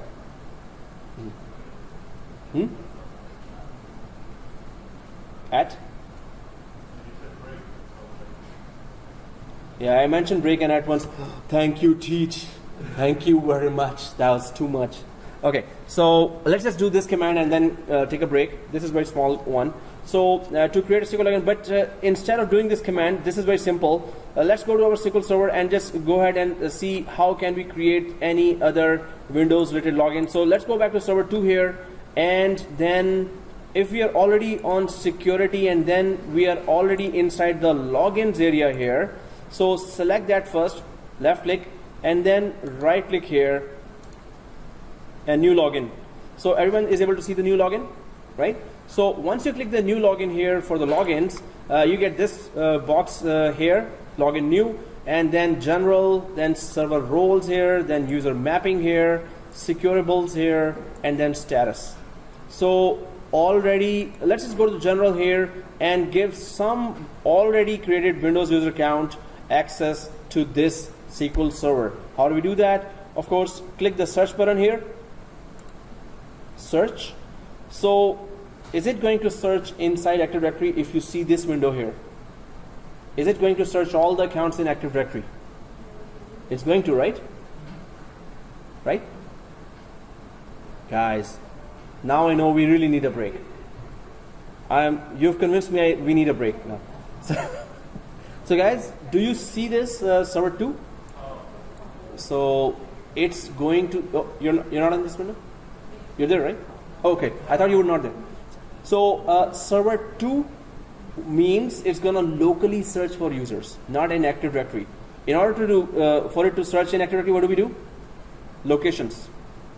Click the locations here and entire Active Directory.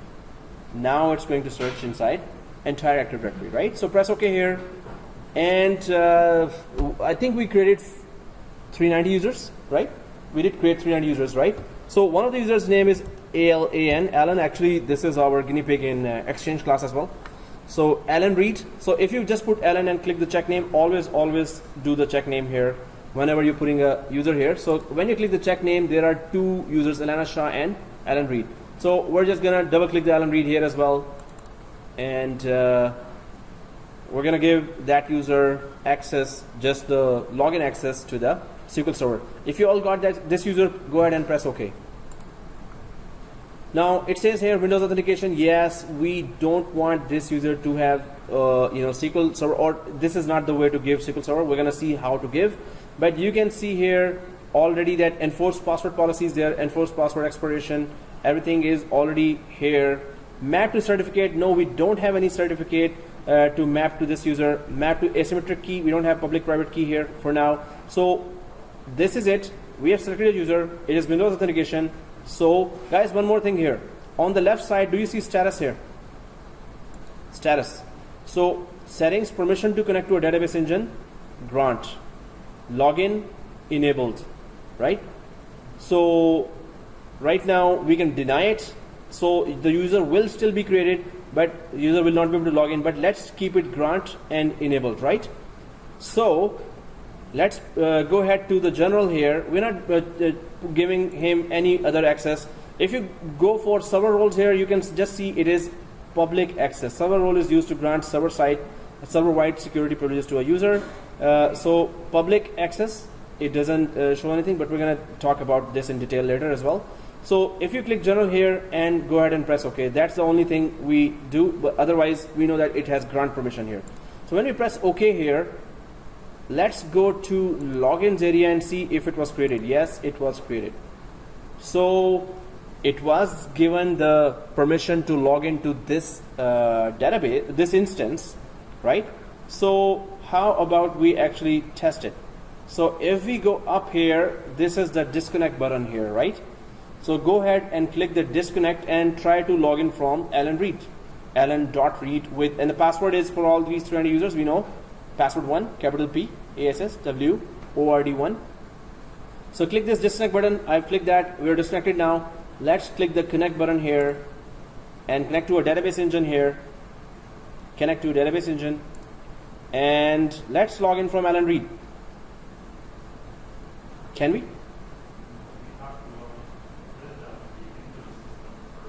Yeah, it's a Windows account. We have to log out from the SQL admin and log in from Alan Reed from Windows Authentication, because it's using Windows authentication, right? So we cannot do that here. So I'm just going to cancel that, close that. Well, it's asking for, you want to save those queries here. Well, I already saved that, but anyway, yes.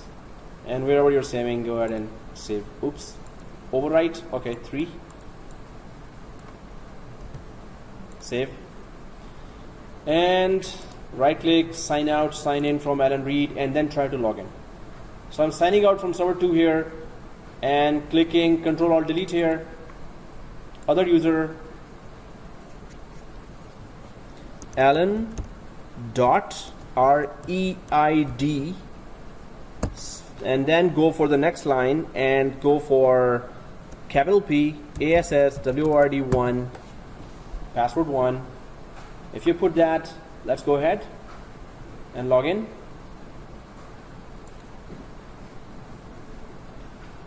And just go ahead and log into SSMS, right? SQL Server Management Studio. So it's not going to be here because we did not pin to the taskbar. So why don't we just click the Windows icon here, Windows button here, go for the application here, and go for apps by date installed. Apps by date installed here inside the application. And then SQL Server 2014 management. Of course, we know the drill. Are we able to log in? Well, is it going to log in like this? Is that okay? Do you see anything wrong here, right here? Okay, so why not this one? Why not this one? So, well, only way to find out click connect, and it's going to say this. Why? Could we give them access to the instance? Yeah. We give access to the We were inside the MS SQL Server default instance, and that's where this user got in access. If we had gone inside GB instance 1 specifically, then we created a login, then that user would have gotten that access. So it's just, so we can just remove this now. Backslash, backspace, backspace. Just go ahead and remove. Now this means default instance, right? Default instance. So click connect here, and we are logged in, right?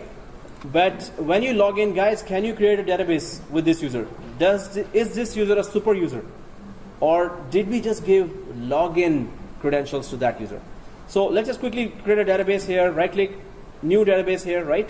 So create database, new database, and then test DB 20. I don't know. Test DB 20. I'm just randomly creating something just to check what rights this user has. So test DB 20 and press OK, and create failed. Denied, permission denied in database. This user just has login credentials. We did not make it a super user unless we mess with the permissions and server roles. We give it the DB owner role, then that user will be able to do any other task. For now, just log in, log out. It's a read only. It's you don't have any other permission to do anything else, right? So press OK here, cancel, sign out, take a break, sign in from SQL admin. Sign out. So it's just login. We did not give any permissions. We didn't talk about permissions. We didn't talk about server roles. So we're going to do that after the break. Or if you're not interested in break, let's go carry on with the next topic. Oh, we need a break? Okay. Nobody is interested in a break, right? Oh, okay. You are.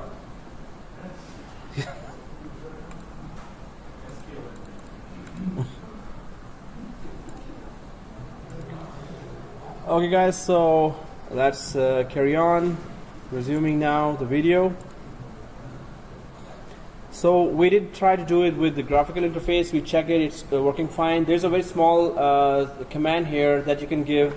So we can just put that create login, and then so I'm just gonna put the whole thing here with from Windows and colon inside the query. So let's just log in from SQL admin on server 2. So other user on server 2, and then log in from SQL admin.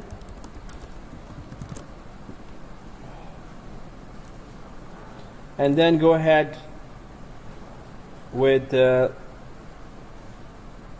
admin, open the SSMS, and once we are there, so we can just we're still logged in from, of course, the default instance here, and we can just create another login for this instance by, so if you have logged into that, go for new query here, go for new query here, and actually tools, options, text editor.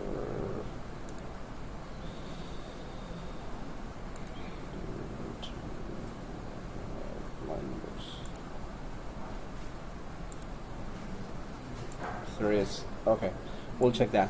Okay guys, so it's a simple statement here. So again, I'm just going to put that there. You can just go ahead and write that, create login, and SQL domain / Alana.Shaw from Windows colon. Okay, let me just write that and you can follow me. Create login. Create login. It's not supposed to be case sensitive, but maybe it is.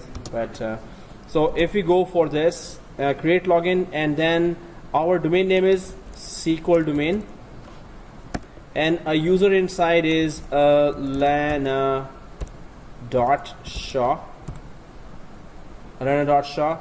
and inverted quotes, and then what was that? From Windows colon, right? So we have an account here from Windows colon. So it seems like that what it's going to do is exactly what we did with the Alan Reed account, that it should be able to create an login for Anana Shah, which is a domain, which is an Active Directory user here. So if you have written that and go ahead and try to execute this, it works, right? So let's just confirm that if that login has been created after you've put this query here. So if you go to the security here and go to the logins and go down, Anana Shah is also created there. So no error still now, right? No one got an error. So if you right click the Anana Shah and properties here, right click Anana Shah and properties, so here again the status, if you go to status of that user Anana Shah, grant permission is there for database engine only and login enabled only, right? But if you go to server roles here, this is the only role we have, public and user mapping. For now we haven't talked about that, but it's going to be, you can just map, okay, this user should be able to log into this database, this database, this database, and should have what kind of roles, what kind of permissions you want that user to have on that database, or securables, which is also coming, a set of permissions here for on which server you want those. But right now this is just a simple login here which was created, right? Let's go for the next type of login, which is this is a Windows based login, and without permissions we were able to just let it log in, but without permissions we're going to be talking about in detail what are the server roles and what kind of permissions we can give. But what is the other type of login? We're just going to go for that SQL login here.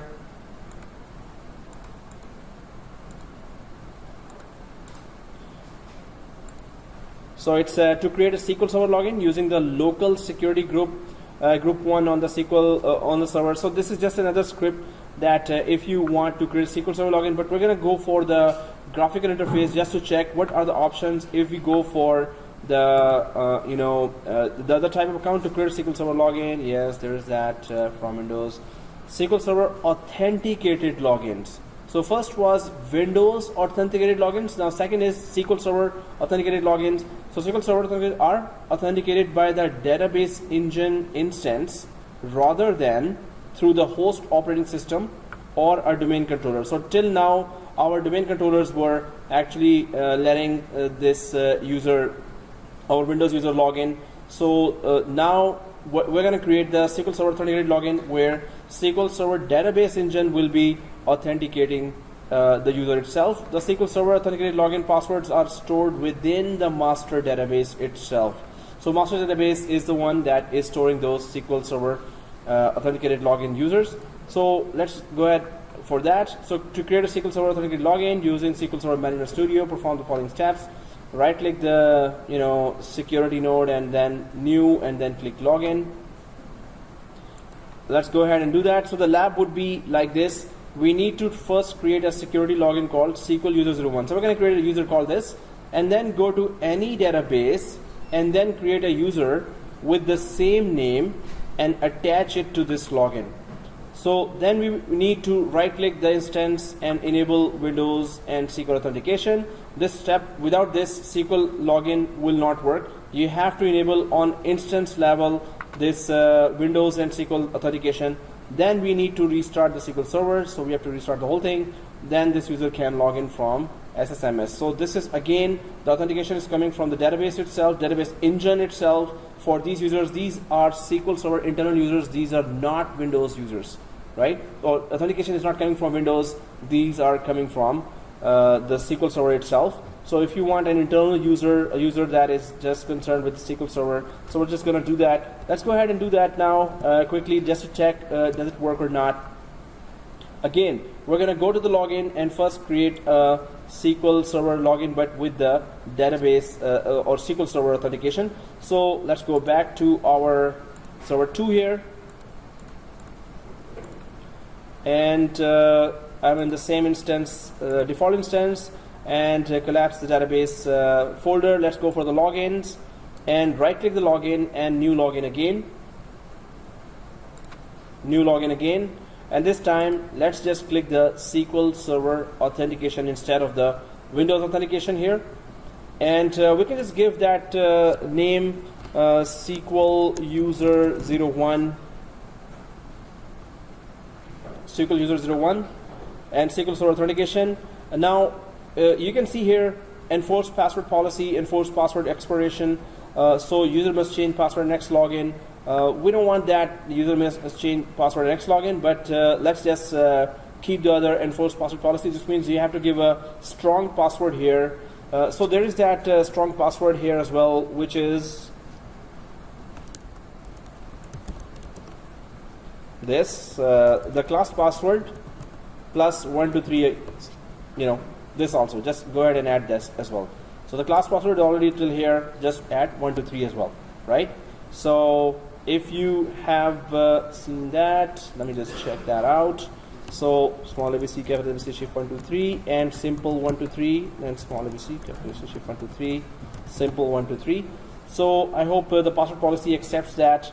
And again, we're not mapping to certificate or asymmetric key here, and not mapping to credential as well. So this is it. But again, this guy here, status is grant and enable, and server roles is again public here, which is not a good idea in a production environment, that we don't give it public, we just give it the proper or specific role that this user was given. If you go for sysadmin here, DB creator, it just pretty much covers everything, all the roles, if you go for sysadmin here. But let's not go for that. We just want to check the login of this user. So let's go ahead and create that. Nothing else is changed, and let's see if it let us create that user or not. So first we're just creating a SQL Server authentication. SQL Server user, press OK here. So it is created, right? So once it is created, SQL user 01. So let's try to log in from the SQL authentication now. And it's not going to work. Anyway, let's quickly do that. SQL user 01. So I'm just going to disconnect that here. Go ahead and disconnect here. Disconnect and then connect here again. So if you go there, now instead of Windows authentication, you can go for SQL Server authentication, and it should be simple now. SQL user 01 and that password. Well, if it works, that's also going to be another surprise for me. So that option there and connect. So login failed for user 01. So some of the other things were not done here, but it is not as simple as Windows login that you create and go ahead and log in, right? So for SQL login, you have to attach it to some database user. That's the first step after creating the login. Second thing is, then you have to enable that authentication. Right now, only Windows authentication is working for this instance. By default, for any instance, only Windows authentication works. So you have to go to the instance level and enable Windows and SQL authentication. So both will work then, and then only this user will be allowed to log in, otherwise not. So click cancel here, or not. Oops, did you cancel? Okay. Okay, cancel. Okay, click connect here, database engine, and we're still back to Windows authentication, and click connect. We want to make some changes through our SQL admin Windows authentication. So click connect here. And so we have inside the security and logins created that SQL user 01, but you can see first of all, of course, it does not refer any domain like other accounts because it is an internal SQL Server user. Second thing, we have to go to any database here. Databases, first we go, and maybe DB02, and then security. So DB02 security, and then users, and then we create a user here and attach it to SQL login. So any database would use its authentication, internal authentication from the database engine to let this user actually log into the SQL Server itself. So if we right click the users here and go for new user, I'm just going for any random database, DB02, so, for example, and create a new user here, and SQL user with password, and then username and password and confirm password. But guys, wait up. That's why I created a screenshot here, because there are many other ways to do the same thing. So if we go for this server properties, yeah, that's what we did not. So yes, I went for DB01, went for security and users. So there is a users here. Exactly, that's where we are. So this is exactly what we did, right? But if we go up there, general, SQL user with authentication, right? This is the option. It's there are some extra options showing here, but it is supposed to just show these options if you go for database user. Anyway, we're going fine here. I'm just tracing my step back that if I haven't done anything extra than what we are supposed to do. So database new user, SQL user with password, but if you go drop down this, I hope everyone on this page, if you drop down this, then SQL user with the login. If we select that, this is the screen where whatever user we created back there in the logins area, in the security and logins for the whole instance, logins normally are created on the instance level, right? But now we are attaching that SQL user to actually a database user. So that login is just username password, but we're attaching it to a user inside the database. So database engine could authenticate that user, right? Database engine could authenticate that user. So if we go for that user again, SQL user with login, so SQL user 01, SQL user 01 USER, and then login name. What was the login name that we are attaching, that we created on the instance level security area? So we're just gonna click this area login name here, and then we're going to just go for SQL user. Well, this name I remember, so I'm just gonna check name, that does this user exist? Yes, there is a user called SQL user 01 as a login, right? So I'm gonna select that, go ahead, press OK. So, and because it is selected, go ahead, and now login is available. We are mapping that login on instance level to a database user, so it could get authenticated from a database engine, right? So default schema, if we go there, click that as well in the default schema, enter the object names to select, and click browse here, the last option here, last one, right? And then so schema is just collection of different roles and permissions, and the users as well as some tables.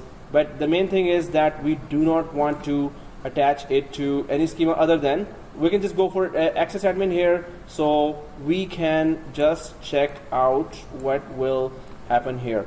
DB access admin will have access, it will be an admin access to the databases across this database engine or this instance, right? So we're just going to select that DB access admin here and press OK, and press OK again. So it should look like this now. So we created a instance level login and with SQL authentication, and then we attached it to a database user just so that a database engine can authenticate, and then we gave it this rights criteria here. A schema is a collection of rights and permissions and any other object in the table as well, or in the database as well. So we're just going to select that. Other than that, own schema, membership, we're not touching that because these are still upcoming topics. Extended properties. So we're just going to stick to general here and do not use anything else. So this all is selected. If it is selected, go ahead and press OK.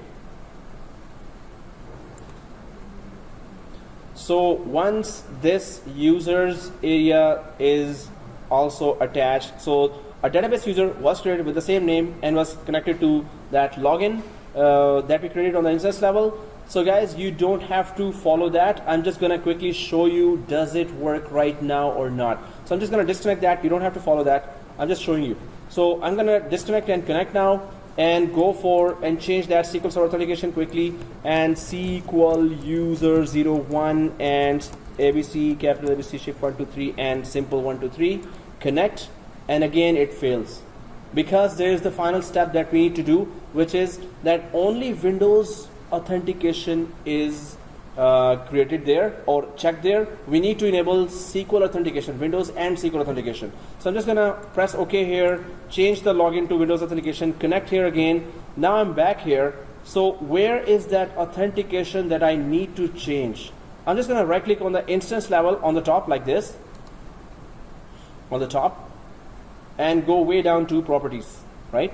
So again on the top, right click and go way down to the properties.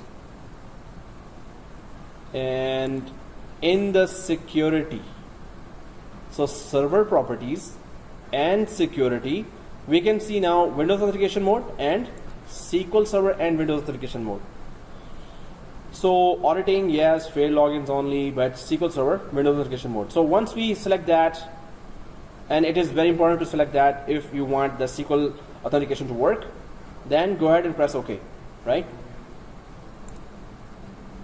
Some of your configuration changes will not take effect until SQL Server is restarted. So press OK, go ahead. And guys, we need to restart that SQL Server, this SQL Server. So right click, sign out and restart from here. Right click and restart, right? And continue. Will not save that query, but we don't have to. So it says that here, just go ahead and restart anyway.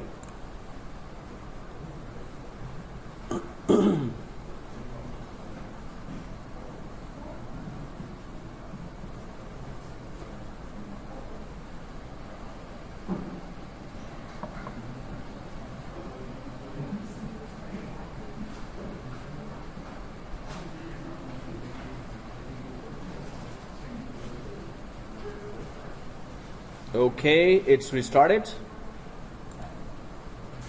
Logging into SQL admin.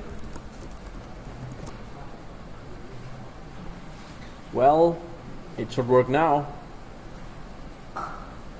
Fingers not crossed. Okay, so I'll just if you're restarted, so I'm just gonna go ahead and do the SSMS and okay, and go for SQL Server authentication, SQL user 01 and as the password, and connect. Now it connects. So please confirm if it connects, right? Oh, restarting. Oops. So Windows login, totally different, very simple. And it's going to work right after you create a login, and if you give some permissions and privileges and server roles, it's just going to start acting according to the privileges it has. But SQL Server internal user login requires all these steps to be taken, but still you can create SQL login, Windows based login, because now the authentication is both SQL and Windows, which is kind of a security risk. If you don't want SQL Server users, pure SQL Server users to be working here, then stick to just Windows login. Do not open doors for hackers to go for SQL Server login as well as Windows login if you're not using yourself SQL Server login. So both of those are selected now. Both types of users can log in from here, right?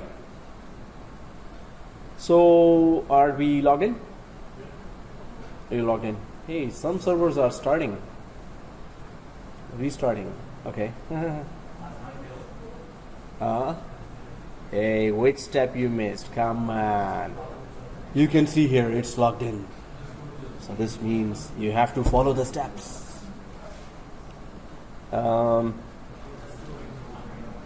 SQL user 01. I put 0. Oh, okay.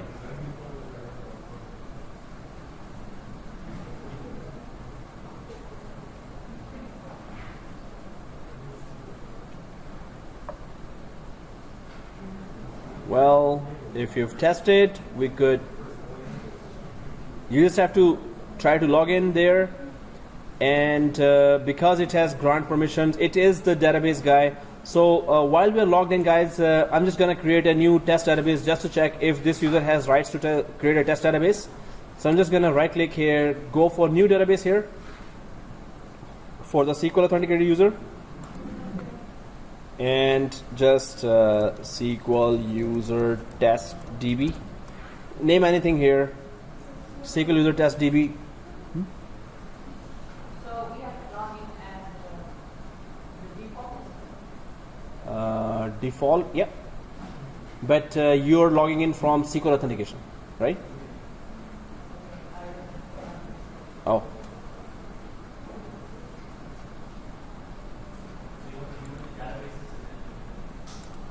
Just go ahead and create a database, yeah. I was going to do that. So see this. Once you see this SSMS on the board, you can just change the authentication. So you can log in from SQL admin, but you can just change this and put this user there.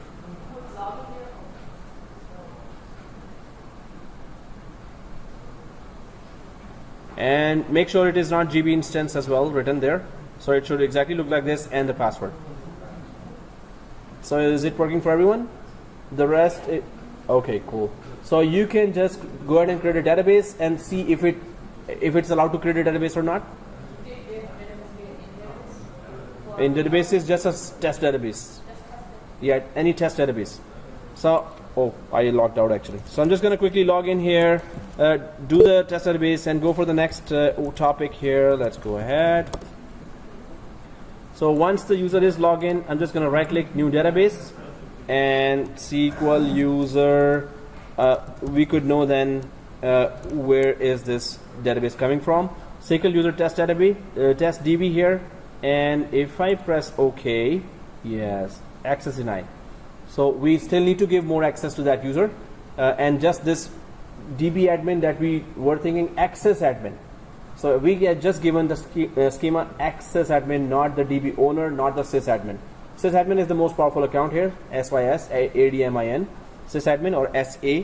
But we haven't given that permission, so definitely it's not able to create the databases right now, which is good, which is okay, because we didn't actually specifically give him this user full permission. So I'm just going to disconnect from here and connect from Windows login again. We just want to test how the SQL authentication will work. How will we able to configure the whole thing?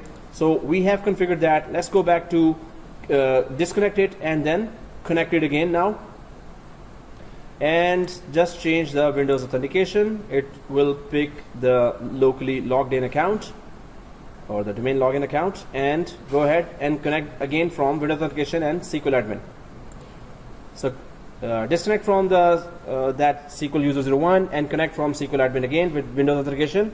If we have done that, let's go ahead and try to check other options inside the security of an instance.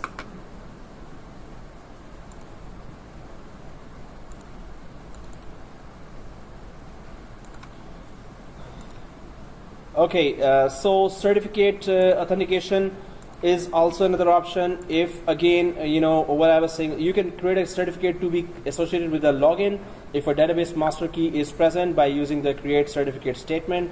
For example, to create a certificate to be associated with a login that you want to use with a SQL Server login for Dan Bacon and which expires on the 1st of January 2018.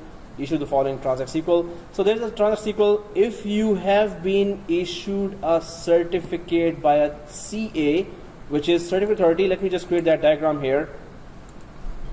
So if you have a, of course, if you have a Windows environment here, so not only that you need then DC here, which has Active Directory, but you need a CA here, which is Certificate Authority. And this certificate authority or CA gives you that and this is a SQL Server here. So SQL Server is here, and so the certificate is given from here, certificate authority, to that SQL Server, and that certificate is then mapped to any login that you create on SQL Server. And if this certificate expires or is revoked, then that user cannot log in because you mapped that user to a certificate. Now you have to go through the certificate properties and certificate securities that it is offering. You have to follow those, right?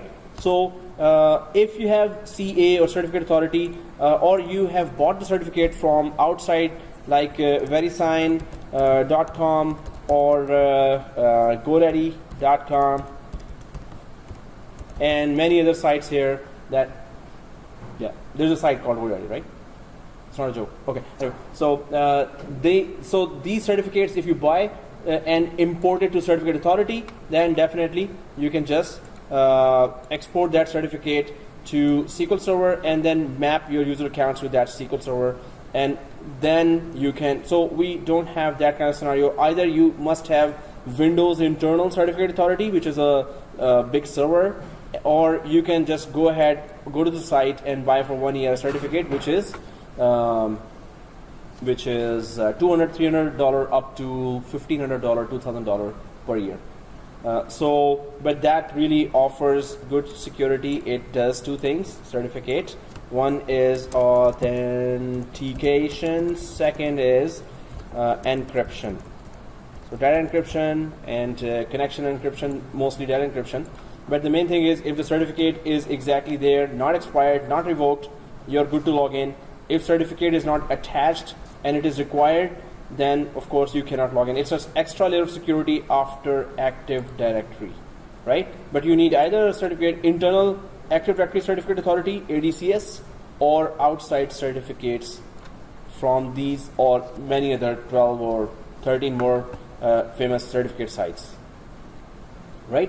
So we don't have that, but we just get to know that, and this is the command. If we had that certificate, we would have run that there and mapped the certificate to a user, Dan Bacon or any other user, right? So asymmetric key authentication. Also, you can also use an asymmetric key to authenticate SQL logins. Unlike certificates, asymmetric keys contain both a public key and a private key. If there is no database master key, you must provide a password when creating an asymmetric key. You create asymmetric keys with the create asymmetric key transact SQL statements. So then you can just attach a key. Normally, asymmetric keys or symmetric keys basically depend on the certificates as well, but there you're just depending on the keys and the password. Instead of if the certificate is there or not, you're depending on the password that you're putting there. You can just put a key there, which could be an alphanumeric character there, but also you can put password if the alphanumeric character for some reason does not work like this, So if there's, or you can just put a passphrase here as well that could be used as your security login credentials. But these two examples here are just some more extra layers of security, and there are labs for that, but definitely it's going to just be a little difficult because we are not having the certificates available to be attached to our SQL server here. And the SQL statement would be like this if we had the certificate server available. So altering existing logins, we can make changes. We can make a user disable. We can disable a user, disable the SQL user A and login, use this statement, or alter login SQL user A, disable. So these are very basic SQL commands here. So if we just use this command, for example, disable the SQL user login, use the statement, alter login, and SQL user we created here was SQL user 01 and disable, right? So this is a very basic command that let's just type it and see if it works. Normally what it is supposed to do is that it should just put that down arrow on the user that we are about to disable. So if we go for alter login SQL user 01 and space disable colon. So I'm just going to go quickly there. Let's go quickly there. Go to server 2 and put up another query here. New query. Let's go there. New query. And so alter login SQL user 01 disable column. Is that it? Yeah. If there is no red sign here seems to be the one. So if we execute that, it says command completed successfully. Very small command here, alter login SQL user 01 disable. But if you do that, and if we go on the left side to the those logins, and yes, you can see that it is down arrow is showing here now. Everyone sees that, right? Down arrow. So it is disabled now, SQL user 01. But if we go for LNS try as well, instead of that, so colon. So I'm just gonna keep that first query. Oops, or not. Yikes. Okay. So alter user. What was that? Alter login. So alter login SQL user 01 disable. So it disabled for everyone, right? So once, so I've done that, so it should now show me that it is. So guys, I'm just gonna copy this and paste it again down here, and this time I'm just removing the SQL user. Instead of that, quotes and SQL domain / Elena.shaw and quotes and disable. So I'm just going to select this, because if we can disable our domain based account as well. If you execute, it also executed. So on the left side, Elena is showing here, but if we refresh now, or click the login and refresh, yes, it is also showing down arrow now. So this command just can disable. So Elena is also showing down arrow, and SQL user is also showing down arrow. So regardless of it's a SQL authenticated user or a Windows authenticated user, this command just goes ahead and disable any logins there, right? So, but is the opposite of this enable? So if I, instead of disable, I put enable here, I've just replaced it with enable and select that and execute.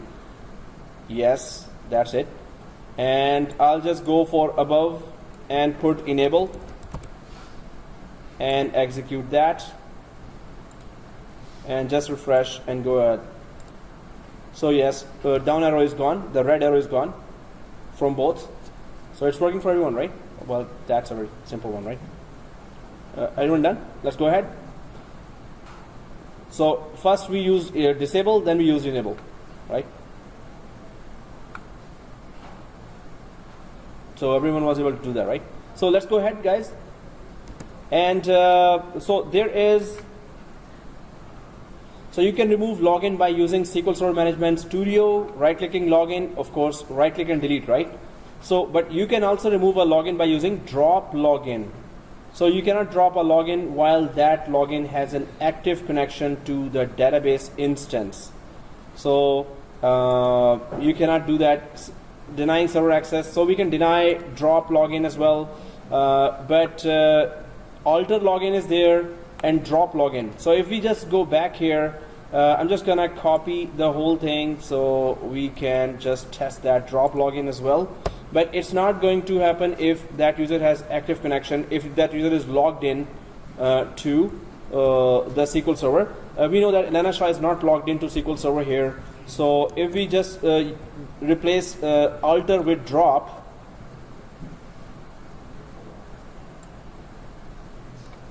now enable does not suit here, but you know what?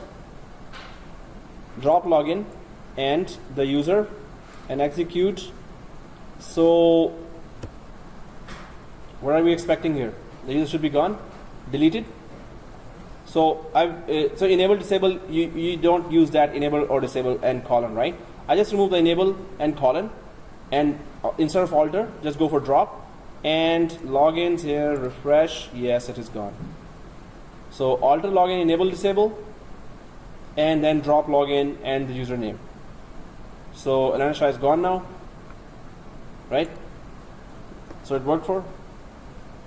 So we can just disable login. Either go ahead and right click and delete, or just go for this SQL query here, right? Drop login and the user in quote, or just a simple user if you don't use backslash. Okay, let's go ahead.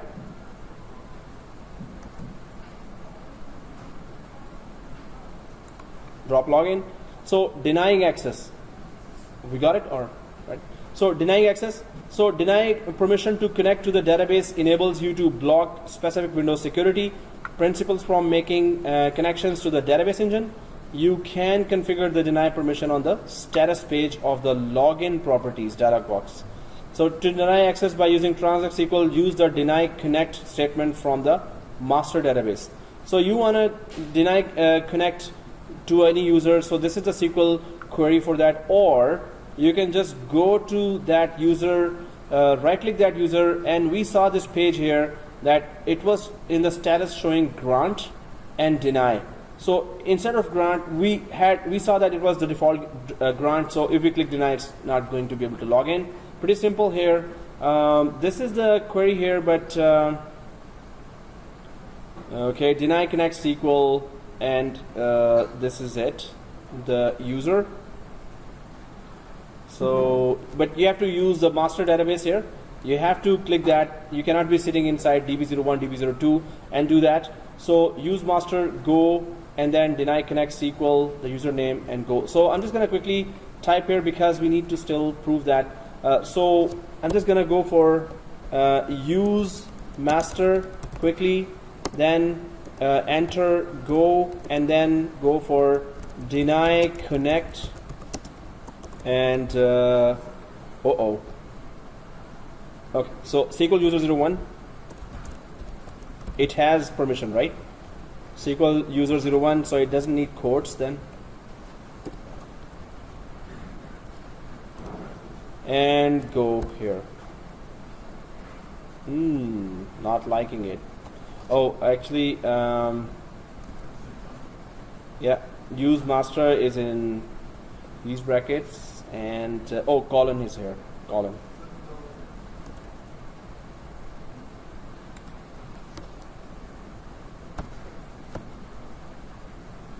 Oh, it's actually not liking that as well.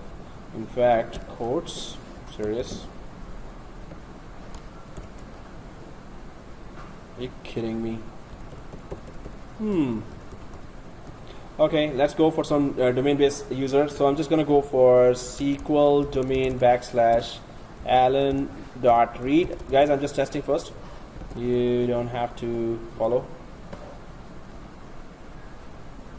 Oh, it's not. It's the same command. So those brackets here.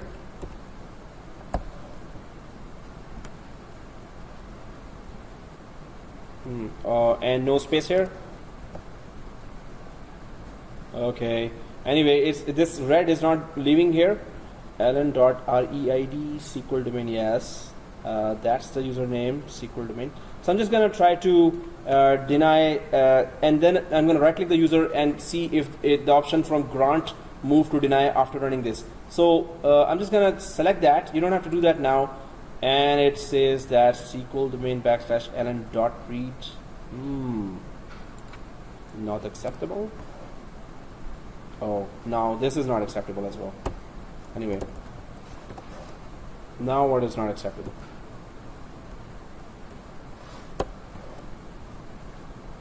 Oh, there's something missing with that SQL statement, guys. Okay, let's not. Oh, are we inside master? Yeah, we are inside the master.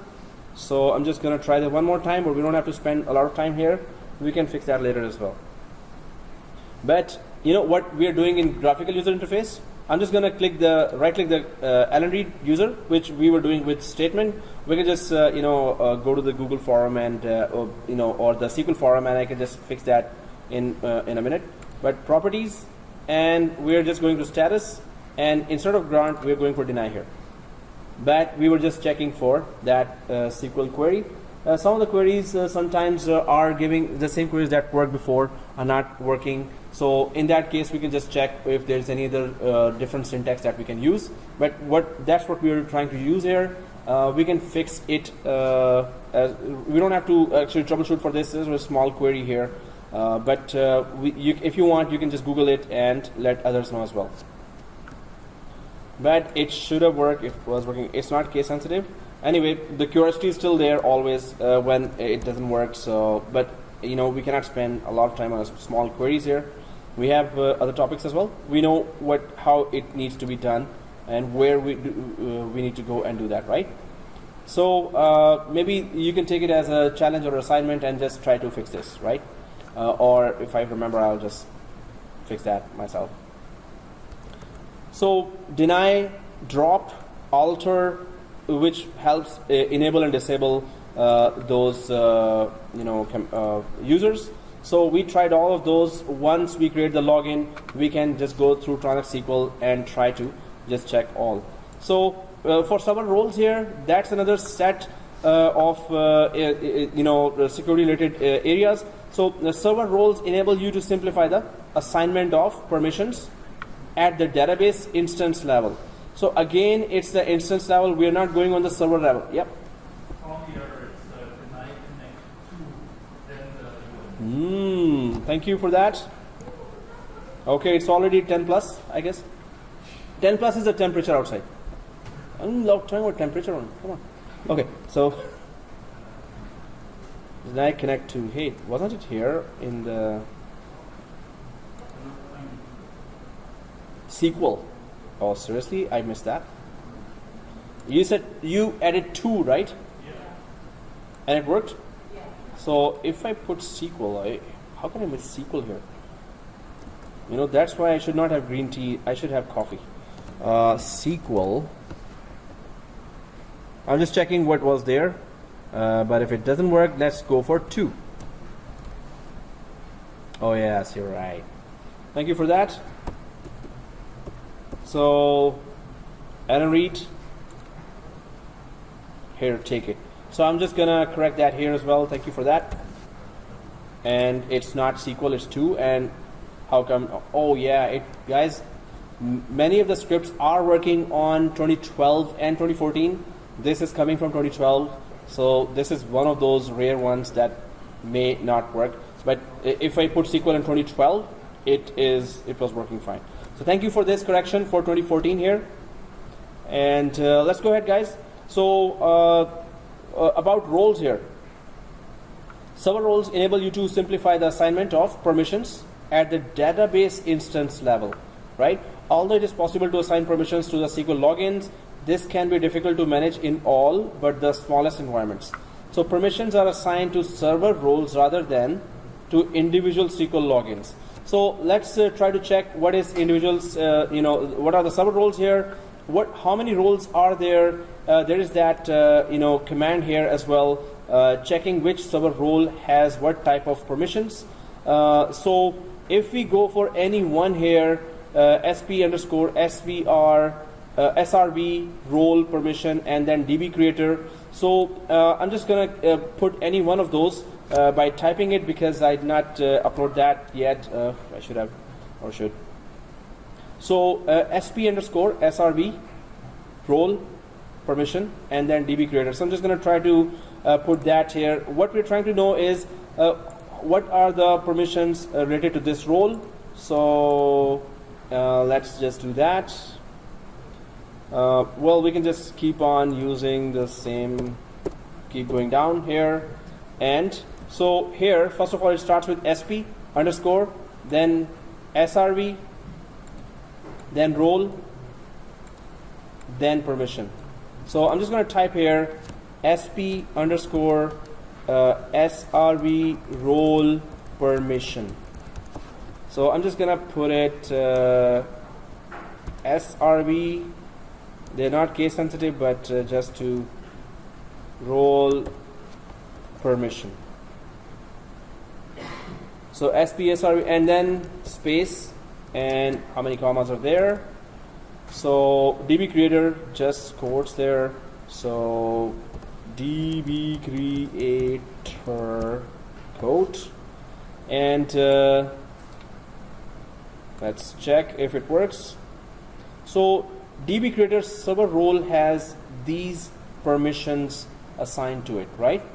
So we can see from here what permissions are. So add member to DB creator, alter database, create, drop, extend, restore databases, and then restore log and rename DB as well. So if you give this role to any one SQL login like Alan Reed will be able to do all these. Alan Reed will be able to play with the databases, right?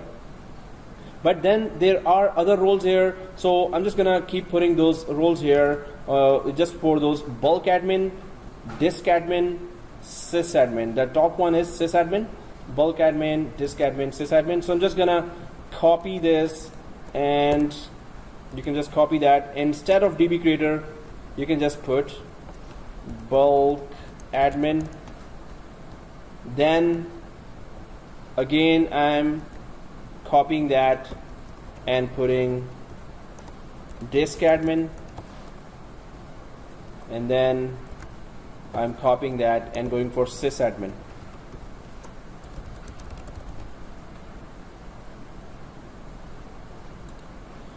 So if I execute the disk admin here, just that, and press F5, so now disk admin just shows this that add member to disk admin, disk init, add ump device, disk default, drop device. So it's related to just disk permissions that the SQL Server is using. Or if I go and just highlight sysadmin here and press F5, now the permissions are a lot. As it is the top role, you can see that it can do all those, and it's a very long list of all the permissions that the sysadmin has, because that's the top account here, right? So we can see all those permissions here: sp srv role underscore srv role permission, and then the server role.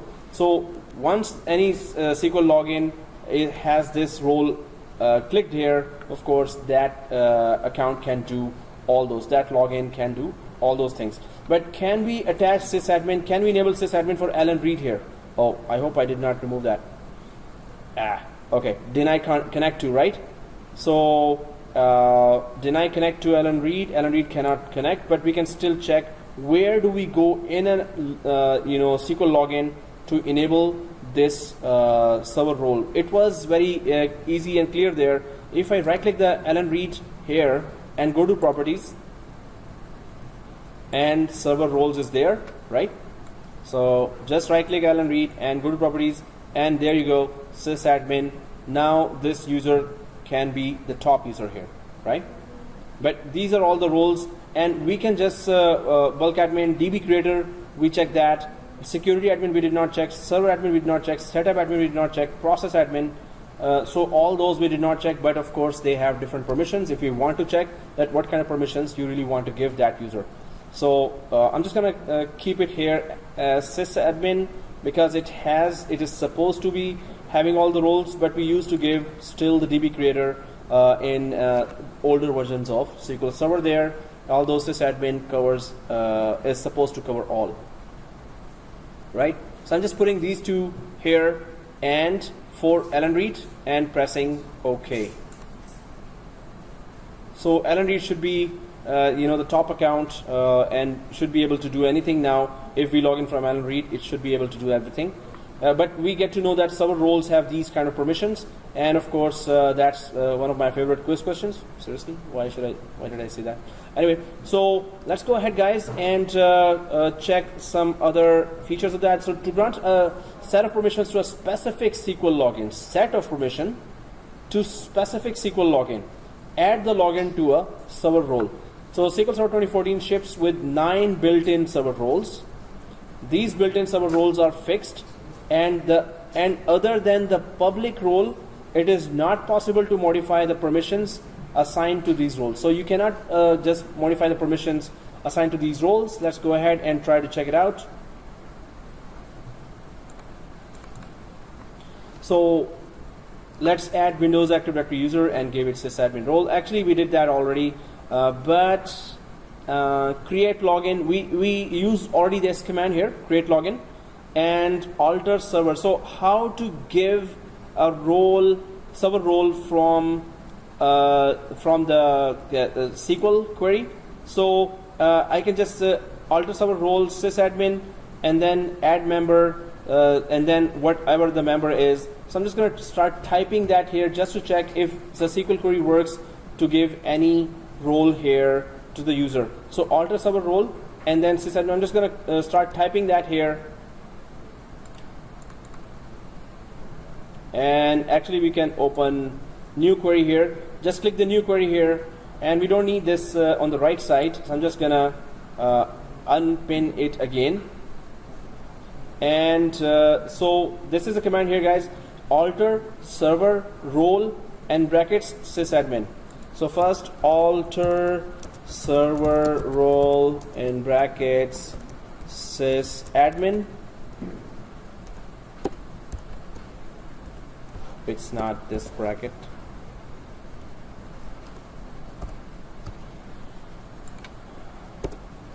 And then add member in bracket SQL domain backslash Alan Reed, and go. Alan Reed already has been given this, and Alan Shah has been deleted actually. So we can, it should say that it already exists, so it will just say the command is completed, right? Because we already give Alan Reed by graphical interface sysadmin role. We can just give security admin instead of sysadmin. But let's just put add member SQL domain and then go. So I'm just gonna put that add member and in bracket SQL domain backslash Alan dot read bracket and then go. But sysadmin we already did, although we can just check what happens. Does it say it already exists there, because we just gave it. So and even if this command works or not. So if I press F5 here, it says command completed successfully for Alan Reed, and Alan Reed has been assigned sysadmin, but we know that we did that already. It didn't say that already exists, it just does that again. So I'm just going to go to Alan Reed just to check if that's the case. Yes, sysadmin is there, setup admin is not there enabled. So just to check the command again, instead of sysadmin, I'm just going for setup admin just to see if it actually works. This is the one that we did not give through GUI. So I've just changed the role now, and F5. It also says that command completed successfully here. Instead of sysadmin, I've just changed it to setup admin, right? And Alan Reed, refresh. Oh, no, login, refresh. Then right click Alan Reed and go properties. Yes, setup admin is selected. So SQL query also works fine, right? It worked for everyone? Okay. So this is another query that by GUI we did that, and by SQL query also. We tried that, it works fine. So let's go ahead. Yeah, we did that. Yeah, it works fine. Okay. So also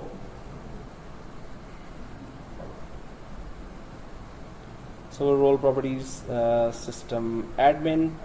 So guys, we can check from other areas as well who are the member of sysadmin. So we can check that, and then there's another command, create a custom server role. So we can create custom server role here, but there's that another thing that it is showing here. Can we check the sysadmin role separately as well? So if you see this here under the logins, inside the security, the next area is server roles, right? So if we expand after the logins, collapse the logins and expand the server roles here, now you can see all the roles that have been created here, and you've seen what are the permissions for each role here as well. So if I go to the sysadmin here, we know that we added Alan Reed there, but if we go directly to the role and check the properties of this role, will it also show that yes, Alan Reed is a member? So if we right click the sysadmin here, which is already built in, it is already created by SQL Server. So I'm just going to right click here in properties. And yes, Alan Reed is a member of this, and who else is there? SQL admin. Okay. So you need to know this is, of course, this admin is the top role here, and you need to know who else is part of that. You can see that SA is also part of that. Anyway, so this is confirmed that through server roles area or folder as well that this happened. But what if we want to create our own role? So create a new server role by typing create server role contractor, and then alter server role contractor, add member, and then so first we create server role and the role name is contractor. So 9 roles are already created, but we can create as many roles as we want as well. But why? We could just then try to give permissions, custom permissions to that role as well. So then here server properties, server 03, permissions, SQL John is a contractor, and then the whole list of permissions can come here that we can grant or deny. So if we can do that, let's just go ahead. So how do we create our own role here? So go for create, okay, not this one. Create a custom role. So first I'm going to type create server role and the contractor. Then second thing is alter server role contractor, and the third thing is add member and go. So create server role contractor, alter server role contractor. So I'm just going to start typing that now. Create server role, not real, role, and in brackets contractor. We can just put caps here, and then alter. So once it is created, so that above command will be executed separately. Alter server role. Well, there is no such role right now created, so of course it's gonna give us it's supposed to give us an error. And then alter server role contractor, add member SQL domain. Well, we have just one guinea pig here, which is Alan Reed. I should leave the poor guy alone. Well, was it like this? Add member, yes, and then go. Okay. Anyway, so and then go. But guys, first only select create server role here, and then press F5. That's separate. The rest is separate, right? So yes, command completed successfully. We are separately just executing this, and if you click the server roles and refresh, now we have the contractor role also created here, and you can see the icon here. It's red. That icon is not showing in this. So then we go for the rest of the role command here, the rest of the query. Select the whole rest of the query here that just make Alan Reed a member of this contractor. So I'll select the whole thing and press F5. So commands completed successfully here. So well, is Alan really a member here? So let's just click the server roles, refresh again, and then go to contractor, right click the contractor, see its properties of members if Alan Reed is inside. So right click contractor here and properties. Yes, Alan Reed is a member. And general, so general area, so members, yes, Alan Reed is a member, right? So general area here, we can check that what it can do, right? So if we click the servers here, so if we select the general and then click the servers here, so now you can see all the set of permissions, because this role is empty, not doing anything at all, right? But once we click this servers, and then you can go ahead and give your grant, with grant or deny, and grantor. Now it's a long list of permissions that you can give throughout. So this is customized permissions that we can give here, and for that I can just put here view any database, last three, I'm just randomly putting there last three. We don't have to really. I'm just going for view any database, view any definition, view server state here. And that's what the members of this role can do on the server level, right? The last, I went really to the last one, view any database, view any definition, view server state here, and the three, right? Just randomly I'm doing that, no specific purpose for that. And then logins, when we click the logins, so with the logins, what can this person do with that? What the members of this role can do that in logins. So alter the logins, control the logins, which is okay, right? Well, it's just, I'm going random just to check, just to show you that you can just give any type of permissions once you create your own custom role. And then suppose there's a desktop support role. For SQL Server, I don't think there's a desktop support role. Only DB admins DB admins only go there. But you can just give very, very less permissions, create a new role, give very less permissions. Availability groups, of course, that's something that the user should be part of that. And then server roles again, can that user or can the member of this role mess up with other roles here or not? So I'm just gonna uncheck availability groups, and this availability groups actually doesn't even appear here. Well, logins and endpoints. So also whatever other servers that we can change that. So anyway, we get the idea here, right? That you can create your own server role here, apart from the 9 that were created already, and then just do whatever you just give any kind of custom permissions here as you require. And this role can be part of any of the other built-in roles that are already there. If you go to the memberships here, yes, this role. So normally what I do in midterm, I create nearly 10 true or false questions, right? Normally true false. That's the most dangerous one, I know. That's the fun part, right? Okay. Anyway, so here, all these options, true false means I would be deliberately giving wrong statements, right? So whatever we covered, true false is coming from that. So just make sure that you remember. Of course, go ahead and see the video, see the YouTube. It's an open book. Anyway, but where you have to do the practicals, of course, the step-by-step, that's where the challenge starts. Here, still, you have to look for a lot. I'm just not saying that this one, but deliberate wrong statements will be there in the form of true and false. So good luck with that. But normally that's not that big challenge. Anyway, so we were able to just put the members, change the custom permissions, and memberships also can be given. The only one server role you don't see here is sysadmin. Yeah, exactly. So and other the top role here, this one, right? This one, sysadmin, you don't see here as well.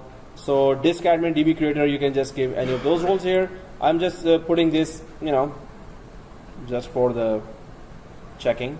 Actually, we're not going to check. We're just seeing that here, right? So memberships, it could be part of something. You could give in general customized permissions to specific area and add members. That's all we do with a custom role here. Okay, let's go ahead and press OK. So server roles, again, with all the permissions here, you can just add or remove any person from there, and you can see all the permissions of the server roles regarding on the server what kind of permissions any admin would have. Suppose you're the new SQL employee there, SQL Server employee, and you are the junior admin, so you would be given then some customized roles which were carefully customized by the senior DB admin, right? Let's go ahead. Hey, shouldn't we start SQL Server's installation? Last class I was saying the same thing at this hour. Right now our eyes are barely open. No, they are all open. Come on, we're all good. Okay, guys. So let's go ahead. And we were talking about grant permission. And with grant and deny permission, that was what we were looking for, or we were seeing that there. And what does that mean anyway? So grant permission given to the user with grant permission given to user to give this role permission to any other user. So you are giving the permission to the user to be the decider to give permission to which other user, right? And then deny this user is denied the permission. That's pretty. We can also type this to grant rights, grant view server state, control server to SQL admin. So there is a SQL statement here. I'm going to upload the slide. You can just search for all those clues for true and false from the slides and the video as well. Oops. Okay. So what do those roles do? Sysadmin role members can perform all activities possible on the database engine. You specify initial membership of this role when performing installation of the database engine feature. So this is the king of all the roles. So this can perform all the roles, right? Server admin role members can perform instance-wide configuration tasks. So if you just add it to, suppose you have 5 instances installed and you want one admin, junior admin to be only responsible for one of the instances, you can just add that person to a server admin and define which instance. So just add it to that user to that specific instance, and then just give server admin. So only this instance the user have all the permissions to do anything, right? And members of this role can shut down this instance as well. Okay. Security admin assign this role to logins that must be able to manage instance level permissions. So security admin only on one instance. Because this role can configure permissions at the instance level, membership in this role allows the elevation of privileges on logins and user defined server roles to the equivalent of those assigned to the sysadmin fixed server role. So security admin is nearly the sysadmin, but no, security admin cannot create databases or cannot alter databases, cannot create table, but the permission level goes up to the sysadmin when it comes down to giving permissions, assigning permissions, right? So security admin nearly goes up to that level for assigning permissions. Yes, if that user can assign permission, security admin can assign permission to its own login, then that user can create databases, alter databases as well, right? Process admin, role members can terminate processes running on a database engine instance. Okay, simple. Setup admin, role members can add linked servers to and remove linked servers from the database engine instance. Okay, so setup admin can just add or remove linked servers. We're going to be creating a new SQL server most probably next class, because we don't have an exam in the class. So no, we have an exam, so don't be happy. Yeah, we will have an exam, but we're not having in the class. But by the end of the class, please decide. Let me know. Do we have a quota here? Well, yeah, those who are interested are here. Others, some students said that they cannot come for some reason.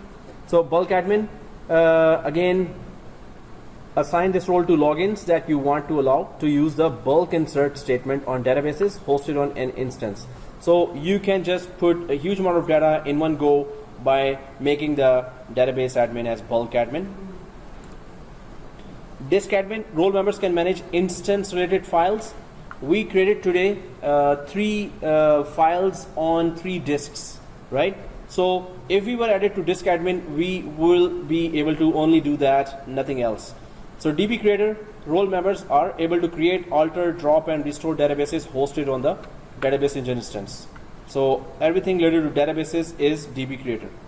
Public, all SQL Server logins are members of this role. You can alter the permission assigned to this role, but you cannot alter the membership of the role. Anyway, so when we created a new login, it was added to the public already. And what's wrong with the air conditioning here? Okay. Oh, that's not part of it. Yeah. And I forgot that, summer jacket, seriously. Okay.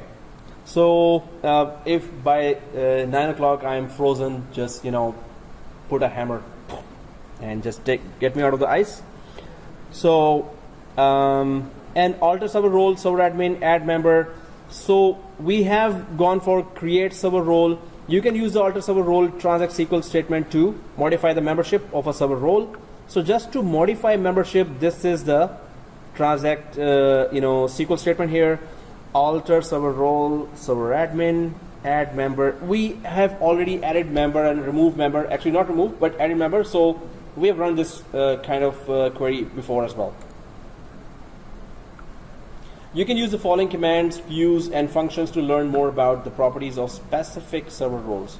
So sp help srv role, sp help srv role member, and sp srv role permission. So we've also used this type of commands to know what are the permissions, but help srv role just gives you much more information about that.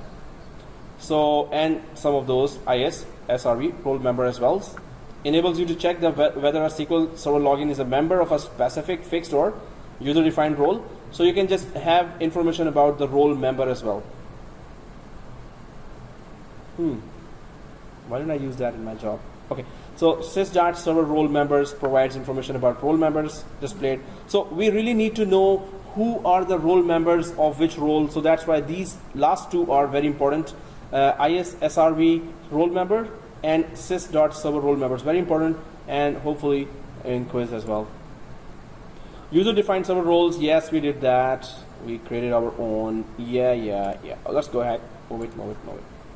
Okay, database roles, yay. Okay. So database roles here enable you to assign permissions to database users on a collective basis. So till now we were looking for server level roles and instance level roles, right? Now just one database. You have some junior admin has joined and you have just given that poor guy access to one database. Hey, let's see if you can maintain this database. While that database may have huge amount of users or tables there, you still give access to that user to just one database. So rather than assigning permissions to each individual database user, you assign permissions to database roles and then add database users to those roles. So there are 9 fixed database roles as well. So there were 9 fixed instance level roles. Now there are 9 fixed database level roles as well. All databases use these fixed database level roles. You can also create custom database roles known as flexible database roles. Oh, seriously? So where are those 9 roles and how they are different from the instance level roles? Let's try to check it out. Let's go to any one random database here.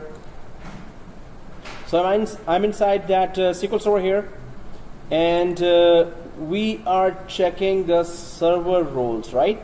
But if we go up to the databases here and just go for any one database here, for example DBG02, and then do you see here database roles?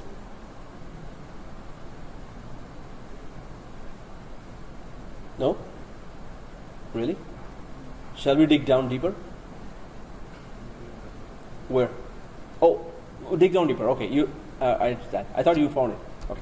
So the database diagrams, tables, views, storage, and then the security here. If we go down to that, and we found roles, right? So here, database roles, application roles, whatever application is connecting to the database, those roles are here as well. If we expand database roles, again you can see a similar kind of structure. DB access admin just on one database if you want to give access to the user. DB backup operator, DB data reader, data writer, DDL admin, deny data reader, deny data writer, owner, DB owner, and security admin and public, right? So if we can compare, yes, this is what we saw in the server roles as well. So these are the 9 server roles on the server level, on the instance level, and then these are the 9 database roles on the database level. So the question could come that DB data reader is a server level role or instance level role, and true or false, right? Or security admin is a database level role, database role. Is there a security admin here? DB security admin is here, and just security admin is there. Pretty confusing. So anyway, and my hands are totally frozen now. Anyway, just kidding. Okay, so database roles, of course, you want to give one person or one login only one database level access. So if we can check, I'm inside the DB02, then the security here, then inside the database roles. If I just click this DB access admin, right click the DB access admin here and click properties. So general and extended properties here. So no one is added here right now. No role members are there, but this is schemas owned by this role. So this is the only thing. DB access admin is the only thing that is checked here because this is what we went inside. So we can give access to just one database as well. So DB owner, DB security admin, DB access admin, DB backup operator we just talked about, or we just took those names. So we get the idea that okay, on database level you can add somebody, you can let the user write on it, or you can let the user not or deny the user to write anything or read anything from the database as well, right? Then we have, hey, that's not fair. You put on a jacket and I'm without a jacket. That's -10 temperature after 2 weeks. Yeah. Okay. So yeah, so they really wanted us to, it's too hot outside at night, really. What a logic. Okay, I mean, like for those guys who are maintaining that. I don't know where's the control here. Anyway, so before we get frozen, let's just finish the whole thing, or I get frozen. No, we're not. Yeah, no, that was not a, yeah, that was a good try. Okay. We can play, well, yeah, well, okay. There's just 40 more slides here. Okay, so nobody dropped dead, so this means we're good. If anybody drops down, that could be scary. Now I'm gonna just try to explain, because we get to know majority of the concepts here, but still we just need to know some of the basic definitions in one lab instead of the whole, all the properties. So I'm just gonna go for credentials here. Credentials store the authentication information that facilitates a connection to a resource external to the database engine instance. Guys, this is important. So credentials store the authentication information that facilitates a connection to a resource external to the database engine. So if you're connecting, if your database engine is connecting to some outside resource, you can put the credentials here. For example, I was connecting my BlackBerry servers to the database here. I was connecting my other web servers to the database here. I was able to create credentials there for those connectivity to those applications. Let's put this connection here. You can also use the create credential transact SQL, but remember one thing about credential, it is a set of credentials or username password for the application that is connecting to your database. So the credentials are used for that, right? So I can put in that quiz that credentials in quotes, and then I can just put a totally wrong statement there. So anyway, try to remember that if credentials is mentioned, be careful. So guys, this is that statement here, and I wish I had put that, it's still up. So I'm just going to copy paste here just to show you don't have to write that. But what I'm doing is FTP login. Suppose there was a file transfer protocol and remote FTP was connected to our database. Will this query work? You don't have to type that. You don't have to put that here. I'm just going to put it in my SQL server in the credentials area. I'm expecting a new credential should be to be showing up there inside the credentials area. And so I'm just going for the SQL query here, just to show that credentials could be created for outside applications that have connections to our database, right? So if I paste here this whole query, what it is doing is to a fake remote login or FTP or file transfer protocol login, it is creating a credential for that. So I'm just going to select the whole thing here. You can try it at home, or if it's in the quiz, just try to remember this is what we put there. F5, it says the command completed. So in the credentials area, I'm expecting that a credential is created and we're pretending that this database is connected to a remote file transfer protocol web service or a local FTP server that we are connecting to. So the credentials of that outside application should be here inside this credentials folder. Yes, it is created here, remote FTP. So all the credentials, the main purpose we need to understand, all credentials for outside resource are saved here. Outside resources that you're connecting to this local database, right?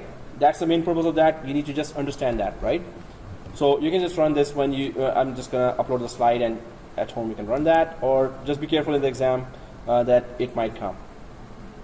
So then database users, we created those users already. We just created one user. So database users represent the identity of a SQL Server login when connected to a database, right? So each database user maps to a SQL Server login. We just did that, right? So we created a SQL Server login, and then we mapped our database user to it. That's the lab we just did at the start of this class. So you can configure a database user to use the same name as a login. Yes, we did that. It's okay. Nothing important. We already covered that. So you can map a single login to different users in different database if you follow the one database user per SQL login per database. So we can use one single login to different database users as well. That's what you need to remember.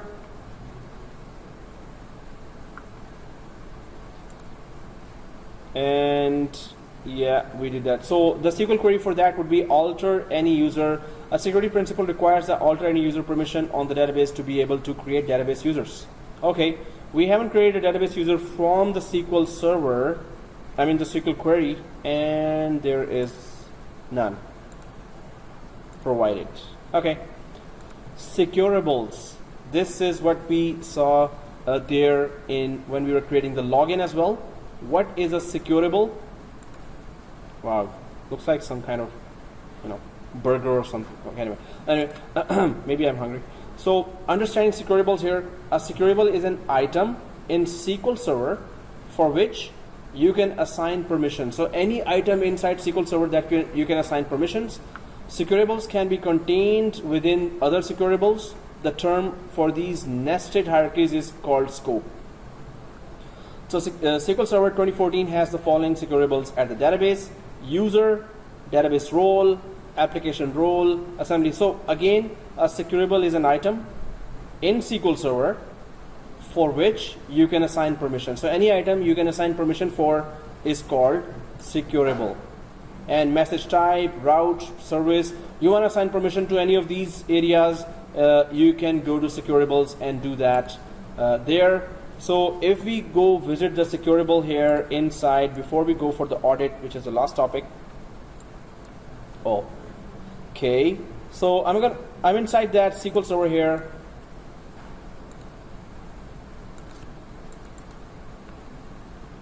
And security credentials. So you don't see securable as a separate folder inside the security here, right? But if we go for logins here, and we go for Alan Reed, suppose, right click here for the logins and properties, so then you can see securables here. And securables are any items you can give permission to, right? Yeah. That jacket is really, hurting me now. Oh, okay. So anyway, okay. So here we can give permission to any item in the SQL Server. So these are grant, with grant, and deny. So anyone can tell me what is with grant?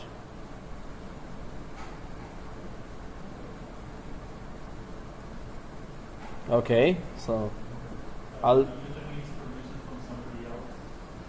so user is given permission. From now on, that user can give permission to anyone else. So you're given permission to give permission to someone else is called with grant, right? So only those can do that who have access. So otherwise with grant will not work. So if I have with grant, means I have access and I can give other people Yeah, so exactly, if you're part of the wait guard. Okay guys, so audit is the last one, and auditing. So let's do the lab, but everyone understands that auditing is of course one of the main features of security, that you can create audit on server level, instance level, and database level. So SQL Server Audit enables you to configure sophisticated auditing at the instance and database levels. So SQL Server Audit forwards audit results to a target, which can be either a flat file or the Windows security or Windows application event logs on the host computer, right? So whatever auditing is going on, suppose you just by accident crash the database, of course it will be audited, and they will know, they will have a proof that who was logged into that SQL Server instance and the database was crashed at what time. So when choosing between the security and application logs, remember that access to the security log is limited to users with appropriate permissions who are usually members of the local administrators group. So you have to be a member of the local administrators group to have permission to event logs, of course. The application log can be written to and read by any authenticated user, which can present a security risk depending on the types of action. So that's why you should be member of a local administrators group to see the event logs. Okay, so audit name, queue delay, on audit, creating a server audit. Let's just go ahead and create a server audit there. So this is the last lab here, and if we go to server 2 here, so this is the instance level audit, security, under security of course. Go to the audits here, and if we expand, there is nothing defined there in the audits, right? So let's go ahead and right click the audit and go for new audit on the instance level. Let's go for that. So new audit here, let's click that new audit, and this window opens here, right?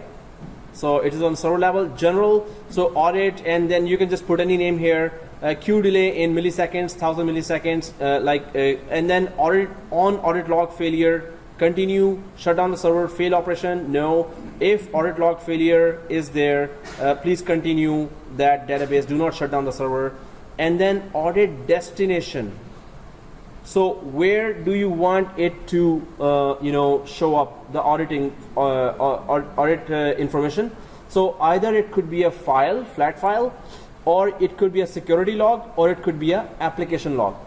So we understand that, right? So we can, as system administrators, you would be looking for security log or application log for all the audit events, or you can actually create a file here that would gather all the information about whatever audit file got. So we can just click it to application log file here. If we click that, then of course we are expecting some kind of audit information there, and then filter. No, we don't have to put any filter here. So what I've done is, on this server's application log, I'm expecting some audit report there, and it's going to be continuous report. So let's press OK after selecting this application log. Once it is selected, it is still disabled. We need to enable that audit report, right? So first of all, it's going to send all the audit information to the that application log of this server, and we can access that by event viewer. But let's just right click audit and enable audit, this one, right? So other than that, if we enable audit, it shows this successful. Click close here. Now audit is here. I'm gonna refresh that, refresh, or right click here and refresh. Now it's a server audit, right? So why not we create a reason for auditing? So if I just go for any random database here, like demo data here, demo data, and right click the database and go ahead and delete it, maybe the audit report will show up in the application log file, right? So we're tracing that audit report. If it works right away, it is going to tell that. So I'm just deleting a random database here, right click the demo data and go ahead and delete Once you're deleting the database, so go down to close existing connections. It will be connected to certain items there. So close existing connections and go ahead and press OK. It's gone. Now there should be an audit event there in the application log of this particular server, right? So I'm just gonna click the instance level and I'm gonna refresh a couple of million times here. Refresh, right? So I'm expecting some kind of audit report there that database was deleted. So where do I go? I'll go to this server manager down here, server manager, and then go to tools and event viewer, right? Server manager, tools, event viewer, and it better work. Maybe not now, but we'll be lucky. Application. Oh yeah, there's some report from MS SQL Server, our default instance. What is the report here? It says permission false, principal. Did it mention any database here? SQL admin, server 2, schemas, no mention of DB05, or I also forgot what was the name of that. So audit is success. It just gives us success audit of the access to the server. Okay, that's not what I was expecting, but anyway, succeeded true. Okay, so it's just an access report that the user is successfully logged in. It's not what I'm looking for, but all the audit reports, we can just mess with our reports. Refresh. Maybe there is another one. Nope, that's the only one I have. Anyone see that audit report? MS SQL Server related? Anyone sees one? No one, right? So MS SQL Server here, I'm just going to go back to minimize this event viewer and go back to SQL Server here, and this is the server level audit report, right? Oops, not this one. Audits, and then server audit specification. That's the second folder here, server audit specification under the security. Wow. Hey, who turned on the air conditioner to this level? Who wants us to leave early? Okay. Man, seriously, this is bad. Okay. I really want to go outside now. Okay guys, so here I've just enabled create server audit specification here. Create server audit specification. What do you want audited, right, in this server? So audit, and once you click that, okay, there is an audit that we have already created. So this is audit that is already created, but audit action type. What do you want audited? So if I click that, audit change group, backup restore group, broken login group, database change group. Does it say database delete anywhere? Field database authentication group. Change group would be good enough, I think. So database change group, if I just put that there, whatever changes happen to the database, I want it audited, right? So database change group here, but you can go ahead and keep on making any change. Audit change group, if anyone makes a change in the auditing, database logout group, and I can have a big auditing report here. Database operation group, okay, all kinds of operations here, right? So that's the second audit I want. Then the third audit I want is, that's a lot of stuff to do.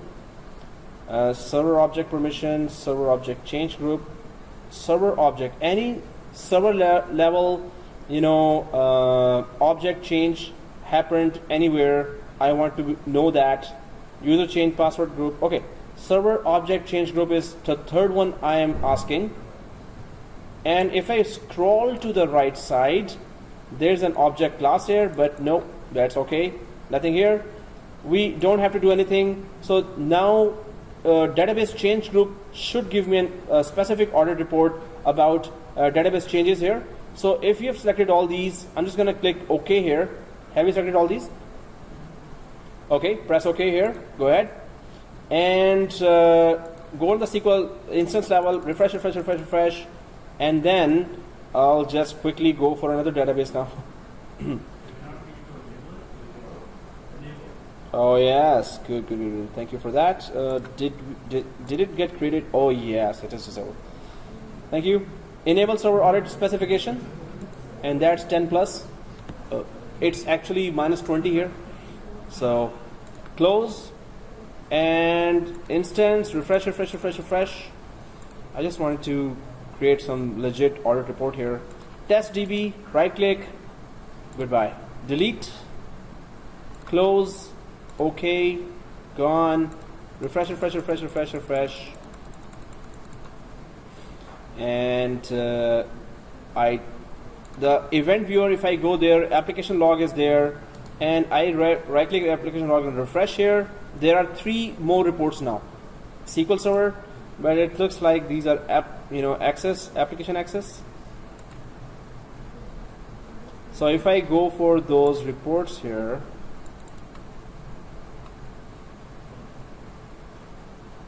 it is still going for audit access, successful access to that. If I click the second report here and click the third report here, well, database related right now are not being generated here, but we can give it time, and maybe after some time they do show up. I did not choose security, but no, I'm not expecting anything. It's application log. Anyway, guys, so this is audit, but here in management, extended events, resource governor, legacy, extended events, sessions. Oh, that's just for always on health. Okay. Anyway, guys, so I'm just going to go down to databases here, and can we do an audit of the database as well? So instance level audit, only success and failure of login is there, but it will show other events as well as we logged in or configured. I'm going to go to one of the databases here and then go to security here. And do we have an audit here? Yes, there is a database audit for database, the specifications as well. So if we right click the database audit specifications, it's the same logic. Before we enabled instance level audit, now we're enabling database level audit here. So just one database related audit if you want. So new database audit specification opens this page. Did we create audit? Yes, that one audit is, so within that audit report, it will now gather anything related to database, this specific database as well. And then again, database change group. I'm just quickly selecting one of those.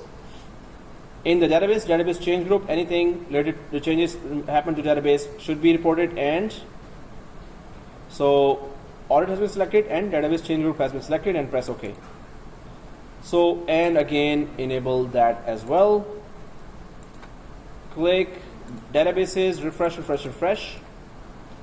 And well, oh, seriously, which database was that, guys? I have to rewind the video now.